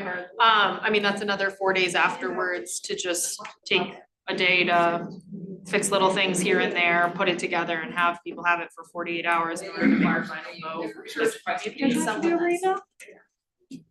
In 2 weeks to the public is a luxury. The more the better. I don't mean to suggest we shouldn't get it, but it's at the expense of quality product. I'd say give it a few more days to make sure it's a coherent document. And Use the media in the most in effective terms of ways. publishing it and getting it out Like to public, I think So probably maybe most somebody people are gonna really be looking for it to be as part of an agenda packet, and that's only a week. So as long as it's in the agenda packet for that school board meeting, I think that's probably where the most people will access it. I don't think people are gonna be going to the website looking for the report ahead of time. Does that go out like the Monday or Tuesday before your Thursday meeting? It goes out Friday before the Thursday meeting. And also just that, I don't think there's anything hugely controversial here. Not me that- either. No, you know what I mean, it's nice that we can get a little bit more time with it, but what do we expect for feedback? I mean, our public is participating in this. I think the folks who are most interested is being part of this process. And we could kind of. So your suggestion next Monday night was what? Get this out tomorrow, this is where. Have all the chairs that James has listed on both on both the key assumptions and the potential school building solutions, have them draft it to come in with something to start a discussion and edit. Take 30 minutes with benchmarking, school enrollment, whoever, verify and approve, go to the potential, reorganize ourselves into the building solutions, 30 minutes, 45 minutes, whatever we think is necessary, verify, approve. I don't think it would be needed for the middle school addition to hear from grade 2 to 3 to have large opinions on it, except maybe a final draft rather than. What do we think about if groups are super industrious this week and have it all drafted and they've all had eyes on it and they are ready to submit? We need to get it out there now. Be here on Monday, are we taking a vote, or can they submit it and say this is our final submission and then? You're not, if you're gonna do the Friday, the 21st, the Friday before our meeting would be the 21st, that would give you the 17th. If you wanted to do it as you just suggested, which is either do it this week or show up Monday and work the 10th, Monday the 10th and work. That would give you a week to clean everything up, get it looking consistent and cohesive, and then you come in on the 17th and vote as a body. Meeting would just be, everyone read it prior, come in, yay, nay, Nick buys his pizza. I was gonna say. Yeah, that could be your barbecue night. Honestly, if you're looking for a vote, a group of this size, I think it's gonna be April's fairly vanilla. Less fun recommendations, less kind Oh, of discussion. He has a the better lot of For the these. full group to I can just share it, you can, I mean, yeah. Yeah, I think that'd be great. We've already kind of I just- had to start on the analysis of three assumptions, I had asked people for that. Even better. There's a lot in the folder already. Excellent, thank you so much. Their Fine. thoughts included, right? They've had a lot of recommendations for phase 2 and things like that, community involvement. We need a segment for them in this. Yeah. Maybe that is the conclusion of final recommendation, which includes some, but and I think that's maybe where the stuff Alyssa was talking about, where we capture people's like, hey, elected body, you guys need to also think about X, Y, and Z as you move into phase 2. We put those in that recommendation and ask the communications team maybe to do that. That way they can put in the voting, the recommendations that they've had. Yeah. And they're responsible for that. Good idea. Are you The other talking about communications committee? Just, yes, and I was just thinking, because they've had a lot of recommendations also as far as, kind of community involvement, so have them do the conclusion and final recommendation where they kind of collect all of those things. And then secondly, to Tom's earlier point about kind of the written voice of the report, and if is some, or do we want somebody to be the final maker that takes the input and sort of Which, yes, I think would be great to have information in the paper that summarizes each concept. or do we want? And we, Petrie, by the way, is Just one pager. No. Mr. Chair, I think if these ideas change significantly. They have, like she said, And then they disappear, if that's a concern, but. Having Yeah. stamp So, that I think that would be great. committees make it different. I think there's also an opportunity, you can sign everyone's names that's still an active member at the bottom and say, you know, the last line can say like, this report has been verified and approved by, Submitted by. Yeah. and just the I think SBAC members I think- colon listed. This is a document that's going to live on. And so I would hate to have somebody pick up at, the 11th hour. It's all over the place. Or 10 years from now, and they're like, what is? The one thing I will add to what Charlie was saying about the communications, taking over conclusions and final recommendations, I do think maybe we can add an area, James, if you don't mind scrolling up top, I'm so sorry, I'm not doing well with your heading names. There we go, on key assumption, I don't know if we wanna add a communications committee, just area for them to highlight the work that they've done as well, or find another spot, because it's kind of the one thing that we haven't captured. I wondered, I had thought of it when I was listening at it before, but I don't know that communications is a key assumption, and I almost think it goes separately underneath your potential school building solutions. Like they get their own page right underneath, yeah. Yeah, or an entire. Who didn't. Yeah, like by themselves, Yeah. right? Yeah. People who waited till the last, come to think, we're not gonna see all the other ones that pre-voted. Very true. My wife wants me to go do tomorrow. Correct, which makes sense, but I'm just saying in terms of actually being able to target a group that's interested in school stuff, obviously. That's not to say solve some of that with intro and some connecting language in between sections and a conclusion. I think that can take care of the continuity, but to the extent possible, we need, I Revaluation. think we ought to perhaps give them some parameters. Maybe a lot of negatives. Keep it clean, let it be their And word. then for the appendix, put in their We staff. can have some Basic, printed yeah. out. What I is know. their Yeah. work that ought to be preserved as such. I also think in the appendix, we should have the survey results. Yeah. Oh, yeah. As Oh, part that's of true. We that. could just tell them right? what like use So past then that and stuff like way, this. if somebody was picking this up as a body of work, they would have that.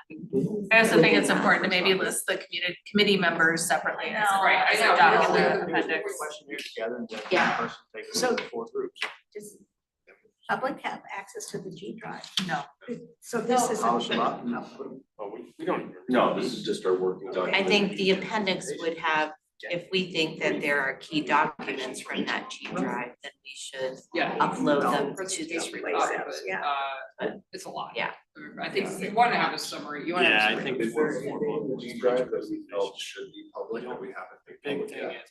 I feel like as we went along. Presentation made public yet? That'd be one that I thought, I think. I think if we just took a look at like what is on the updated webpage. Okay. It's up there. So I think I asked. Okay, just throw it trash as long as they look at it. They just need to look at it. It will Could you still- add committee members onto the appendix, committees members? Those are like our questions, and still do handouts on the table. Pulling all of You that guys want information off of the something like website. that the we 5 can questions for create them, for or like comments, file of blank paper. I don't think they need a printed out questionnaire. That has Yeah. been I don't think living a on lot that of people website fill for a it while. out. Yeah, I agree. That. Yeah, they That's created great a great. It's a great task. And if it was like a 1-page that you A one ordered, page with there. so that it's easy and simple, it's 1 page to grab and go. So Peter, you're gonna give some instructions out to the folks that have been mentioned here. And what are those parameters? A page or no more than 2 pages per? Food will get you know it's not more than a page. Yeah, I think that's Only in look here, at them, right? food, then they're gone. Like James has done a good job at like outlining Some that. parameters. Ideally, 1 page, no more than 2. I have one more question before we. What is the expectation? Sorry guys, I can volunteer to send out the email if you want. Oh, we can't hear you, James. I can send out the email to the folks tomorrow and copy the BCLT if you want. Where's the blank paper? And then we have this file as like a working file for people to write into. Fancy there was any Right. handouts. And James, I would look for confirmation if someone either can't or isn't willing to draft as we've asked them to, we should know that. So Okay, sounds good. If you could tell them to have it to us by Friday, this Friday. Try to get a confirmation. Always gotta give them If they're an on option. vacation, they should tell us. so we Yeah. can find Some people just may not be able to. Right. Otherwise- Yeah, an expectation, but by Friday, that hopefully most will be there, there's a couple of stragglers will deal with it. James, the committee formation and process section that you got me there, is that really just kind of an overview of the project plan and kind of how we went about our work? Is that what the expectation is? Yeah, yes. I don't know All what right. Jillian's. Asking for a friend, are you? No, I just- You're drafting it. No, his name is next to it. I got twice as much work as everybody else. That's a compliment, Charlie. So again, so Monday night, groups are just gonna come together and kind of finalize and approve their section of this. And then I still get confused on the vote. I worry about the 7 A lot of people people love what they're gonna stickers, get but up not for, even- but Right. we haven't put a concept in the plan. Right, You but I'm know, saying like just to have it I at our think we table. should If they want a sticker, grab a reconvene. sticker, I'm go, just right, worried let's about do that, stop timing by. that. Just I just something, didn't do it people in go to a each lot of events. session. Just to Well, make do we feedback think for that if themselves. people are submitting by Friday, that there might be a working draft for people to vote on next Monday? Yeah, that's true. That's Alright, sorry guys. That's I put am together tired. and out to them in time to review. Yeah. That seems. Right, Right. we're also Right. asking everybody. Someone else to should vote. go, we did a planning thing. I would say, yeah, for the most part. So I get a 20-page Right, but if we're considering, you know, again, if we're assuming positive intent, although we're all reading with a critical eye, there should be no new information in anyone's report, right? But those are last presentations. Right, it would be unexpected Just change for a like, group that's not the way I to remembered go off script Everyone, and, feel like I kinda know. you know, have a narrative that we haven't yet heard. I think at this Monday, do we need more point, time? like all the anger and the Yeah. doubt has kind of subsided. Can I press you, Nick, I mean, the two board members, two council members, is it imperative that there be a vote, a recommendation on record? I think so. Why? First thing is, you know, like, you want it, you want that Yes, endorsement. what This would is you our like to committee do work now? is Yes, complete, wanna work on, you know, we voted on this. Here it is. You're basically verifying that we agree that this is what the 4 proposals were from the 4 groups. This, the vote, we agree this is the recommendation, the final operating recommendation of this committee, which is to move forward for recommendations. Yep. I do think it's a good idea to make it a pizza party. To just kind of, because it could be like just a vote to approve, and then it's like a congratulations, and then we're done. Yeah, I think you can get a 1-page. I can do. We It also. did smell like pizza when we came in tonight. I I was know. sadly disappointed. I mean, Since I have not really eaten a meal yet you today. have been keeping attendance and we. Well, I think I like it's Frank great Tic dinner, Tacs.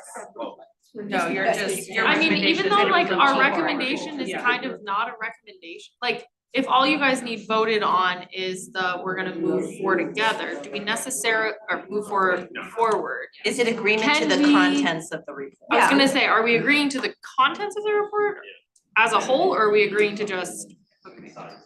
If somebody wants to express their. I like the dissension. angle you were going. I would be okay with a motion to approve the following statements and then, you know, make a recommendation that we are gonna move forward for projects and vote on that as our action without voting to approve the document. Cause voting So I to, can see the path you're trying to go down there. What you're saying is we would have the summaries of the options and the summaries of the other work that are also going to be. So each of those, like, whatever, 8 things. I'm like devil's advocate here, right? You're gonna get to a recommendation process here. Oh, yeah? And I would make an argument. For what? Like the There might slides. be a I was just saying, if you can take those 4 ideas and make on one some sort of fact consolidated the data. Oh, did you like that? I would also say Yeah, I that thought there could also run the possibility where two very. Well, I know, right, so that would. that people are Just gonna be something, asking. just something civil pleasing to look at and not just a drive. I can see that debate actually You know, happening. like you could So have bullet you wanna points. hand me a report and not know if more than 50% of this committee feels that all 4 should be explored. that's why I There think was we a should really recommendation today to specific, only put 2 forward, correct? and that's why I think we You should. get a movement. I think we should really focus on only voting on the recommendation to move forward, not, do I agree with that this, you know, 2 to 3 school being added and this 4th, like, cause then you're gonna get into the nitpicky and all of these things, but if you're really only voting on the recommendation to move forward, You know, we could take that sign. it's more of a manageable, cause you only ask for a recommendation, not for each piece to be recommended. Take a vote on the recommendation. Even where, like, French. Exactly. I don't want the report handed to me. Yeah, so it's like, wait a second, if you can choose 4 schools for that, Or a then I'm gonna use that at my plan, you know? I don't think that's- So it's like, it's not really. What happens if you bring Like, experts we'll in judge. phase 2, they come up with a collectively unique novel option? Well, like treehouse. I think you've got that expectation has been laid already at the forum, because it was publicly said, if you have an idea, bring it forward. So, but basically an opportunity for new ideas to come forward, I didn't hear what's going to be done with those ideas, but it was publicly said, if you have one, bring it forward. So to me. So there has to be some allowance for that. The most important part of the recommendation is not necessarily the expectations. It's Say that, it gives the more- recommendations on how you should proceed in phase 2 and what we Because think otherwise, these you ideas should just seem to consider really and how, you know, what. Yeah, but we. And I mean, we started months ago, we were all worked up about experts, we gotta have experts, you gotta bring consultants in to do this work, we're not smart. We're not experienced enough, I shouldn't say smart. But you know what I mean, like, those are really the recommendations, because a professional school designer might look at all 4 of these and go, okay, like, we'll try to incorporate some of this, but this is how you design a school. Now, let's face it, there's not an infinite number of solutions. I suspect the territory's been traveled one way or another. I think when we get input from the educators and the instructors, that's gonna help inform what is the right path. Professionals will certainly find that as well. It's probably gonna be a bit of Frankenstein, taking a piece of this and a piece of that. I don't think it'll be any one of those fours come forward, but hopefully you'll see the fingerprints of that work. They'll see similarities, Yeah. they should be able to see. I like the idea of a human evaluation matrix. It just gives I them think the like, value of okay, the so each process one of is these that ideas has to have these bringing things. It's diverse not like communities this one's together, gone broke, working this through one can do tough this. conversations. Even up until tonight, in my consensus, doing good hard work, and I don't need. I don't know that having a hard work feature is important. I don't know that anyone in this room would have any issue with the fact that by consensus, the agreement was to advance all four proposals. For June Why do you need to vote on that? That's the. I would just say make the recommendation, phase one, implements phase two, investigate the following proposals. And That's your only recommendation out of this committee, that's what it is. Right. But I think we should vote on that. I think we should vote, I think we should take a vote on formal recommendation and Let's not hold a vote to necessarily vote. take a vote. You might have to at this level. What was the second part? I'm less hung up on voting on the report. I feel like, I mean, I don't know. Feel better for me if we took a Graphics, formal they are vote useful, as if you're gonna have bullet points and the, it might be a two recommendation recommendations. statement. But I just think that whatever report it has, Just it would like be nice a to dot color, it has And just that some way we're not attractive, where- you know, like what you But do that's for like- the. I agree with that. Yeah. We haven't put a Logo, single very written document forward for vote. It It didn't work. It didn't- You know? Yeah, we just adjourn and we push it off, and we've never adopted anything that's written. I'll so clarify far. that exact simple. Yeah. So can I think you're, I like what you're saying, and I think that that's, I just We think can that always. And then the straddle between the two, right, and it's a good compromise. My only question is I go back to what do you do with any other ideas that come forward? I suppose you haven't gotten any today, no, but Well, this is phase one is recommending, phase two, phase two, look at blah, blah, blah, but doesn't say phase one. Yeah, It just thank you. says, recommend that phase two. This is the work from this body. Correct. Yeah. So I think, Something that Peter, I just think is hung you up. could word that recommendation such that it's inclusive of, new ideas that might come forward in phase two as well. I would say additionally, that has been communication's entire point is keep this open for the summer to hear new things, hear new thoughts. You know, get the public, bring buy-in, bring everyone. So part of the statement can be, our communications committee is going to work to potentially bring ideas more after. Clearly, I'm not a writer. because they said, It's hard to make a motion on the fly, trust They us. said at the board, yeah, that they were accepting, if you Oh, had any Robert. ideas, right, the communication subcommittee, so I think you could, should be part of your Yeah, I mean, paragraph. it'll be part of what's doing. Mhm. But again, I come back to whether, I'm just worried about getting everybody here to have formal vote in the summer. And I don't think we We should do it on the I think 10th. we need, I think we can do it on the 10th. One of the things is, and we don't vote on it, that's hard there, it's out before Monday night. So you're just voting on the, you're just voting on the recommendation recommendation statement. Oh, no, that hasn't been done for years. You're asking every one of these people that's listening up here to have something due by this Friday. Yeah. Portland's not gonna delete us for the topics that are stuff. By Monday. Yeah, well, I'll guarantee, the Civic and me, I'll guarantee you, we won't have Not like, full. oh, here's so cool, I'm not gonna go. Can't use I don't know, I don't know. I don't pay for this. Yeah, would that work? If you can put it down together for the vote on the recommendation. When we would like red review stuff. That's the meat of the deal, right? If you I have, never see a red table. if you have candy table, yeah, something Yeah. can be grabbed, especially if they have to bring their children. Right. We'll bring them to the We get table. Let's plan on meeting. So Monday night, It's it's mostly gonna considered be making a people come late. recommendation on the state. A recommendation statement, Statement. which is And then you wanna essentially. give people the first half an hour or 45 minutes to have work session within their writing groups, or I don't know whether groups will need it or not, but if Yeah.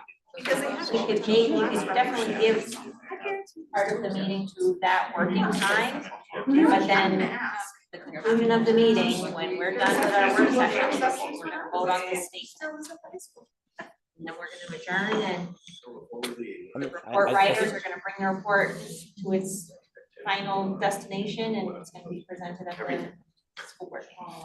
I think if you try and boil it down to a statement, people are gonna wordsmith it forever, but like, this is the work that of the report that kind of documents everything, and that's the deliverable to everybody. Like, I'd go for the approval of the report, otherwise I think people get tied up in that the statement doesn't have what I'm looking for. James, can't you craft a statement that everyone will agree to? I was Come gonna say, we on. could probably do it right It'll be so dilute, it won't be much of a recommendation. Yeah. Just writing it. Go back to the issue. It's up to you guys. I don't wanna have too much of a voice in terms of what you guys wanna see come out of this to the elected official, cause this, at the end of the day, this is coming to Nick and I, so whatever you guys, we're not on the same page, You should write the so. report. So what is the recommended?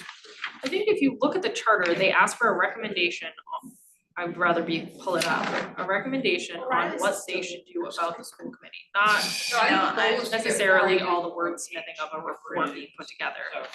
But if we can just agree upon a recommendation moving forward, we have fulfilled our charter.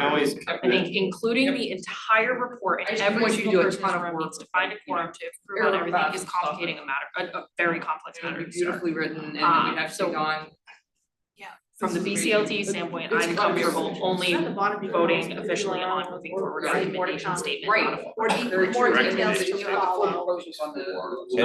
But I don't think we should go through the bother of making a report if we're not gonna submit it. Like, I mean, I'd be much better just like scrapping the report then. No, I think we need to support our recommendation with something. Additionally, phase 2 is gonna want something to refer back to, along with the fact that, that's a lot of work that we would kind of lose to lack of representation. So Tom has the charge, I'll just. Oh, lovely. So provide a final recommendation on a path forward. The report will be used in a joint BOE town council workshop. The expectation is that the SBAC will recommend whether a renovation expansion approach, a unified approach, a hybrid approach, or another variation should be the path pursued for the community. So they're asking for a path, not, yeah. Well, I think it's fine that you. What is your path forward? What is your path forward? That you want to advance, that pursue, this is the work of the body, and we encourage you to further explore all these paths. Right, and I think it's an acknowledgement of, the countless hours that the members of this committee have put into in exploring each of their proposals. Okay, so I will try to get on. Alright, I'll be. Oh, yeah, that was just a website. Your keys to your phone. State. I was basically the same thing that went out on social media. Just saying, thank you for coming, you got some great information. I have a real quick aside that came up. I received a text from a committee member who had to leave because his children were both vomiting at the same time and he needed to go support his wife. He would like to submit his votes. I know he is late, but he was present today. He just had to leave early. I saw him leave. Yes, so if it would be okay, I have his votes here. So we'll be adding one vote for the unified school and a second vote for, the blue is the blue is the unified, and his second choice, the green, would be the first group that went. Yep. So whichever one's number one. That was, yeah. What was that? I have them numbered, so. Yeah. Fourth primary school, yeah. Okay, so I guess we got the agenda for next week. We'll circulate something. James, did you say you're gonna write to all the committee chairs? You want to? Oh, we can talk about it. I think James is still here. Okay. So James is still here. No, I'm here. I can be that, Peter. Yeah. Okay. Anything else, guys? Try to get you guys out of here. All right. Thank you. Thank you guys. All right, thank you.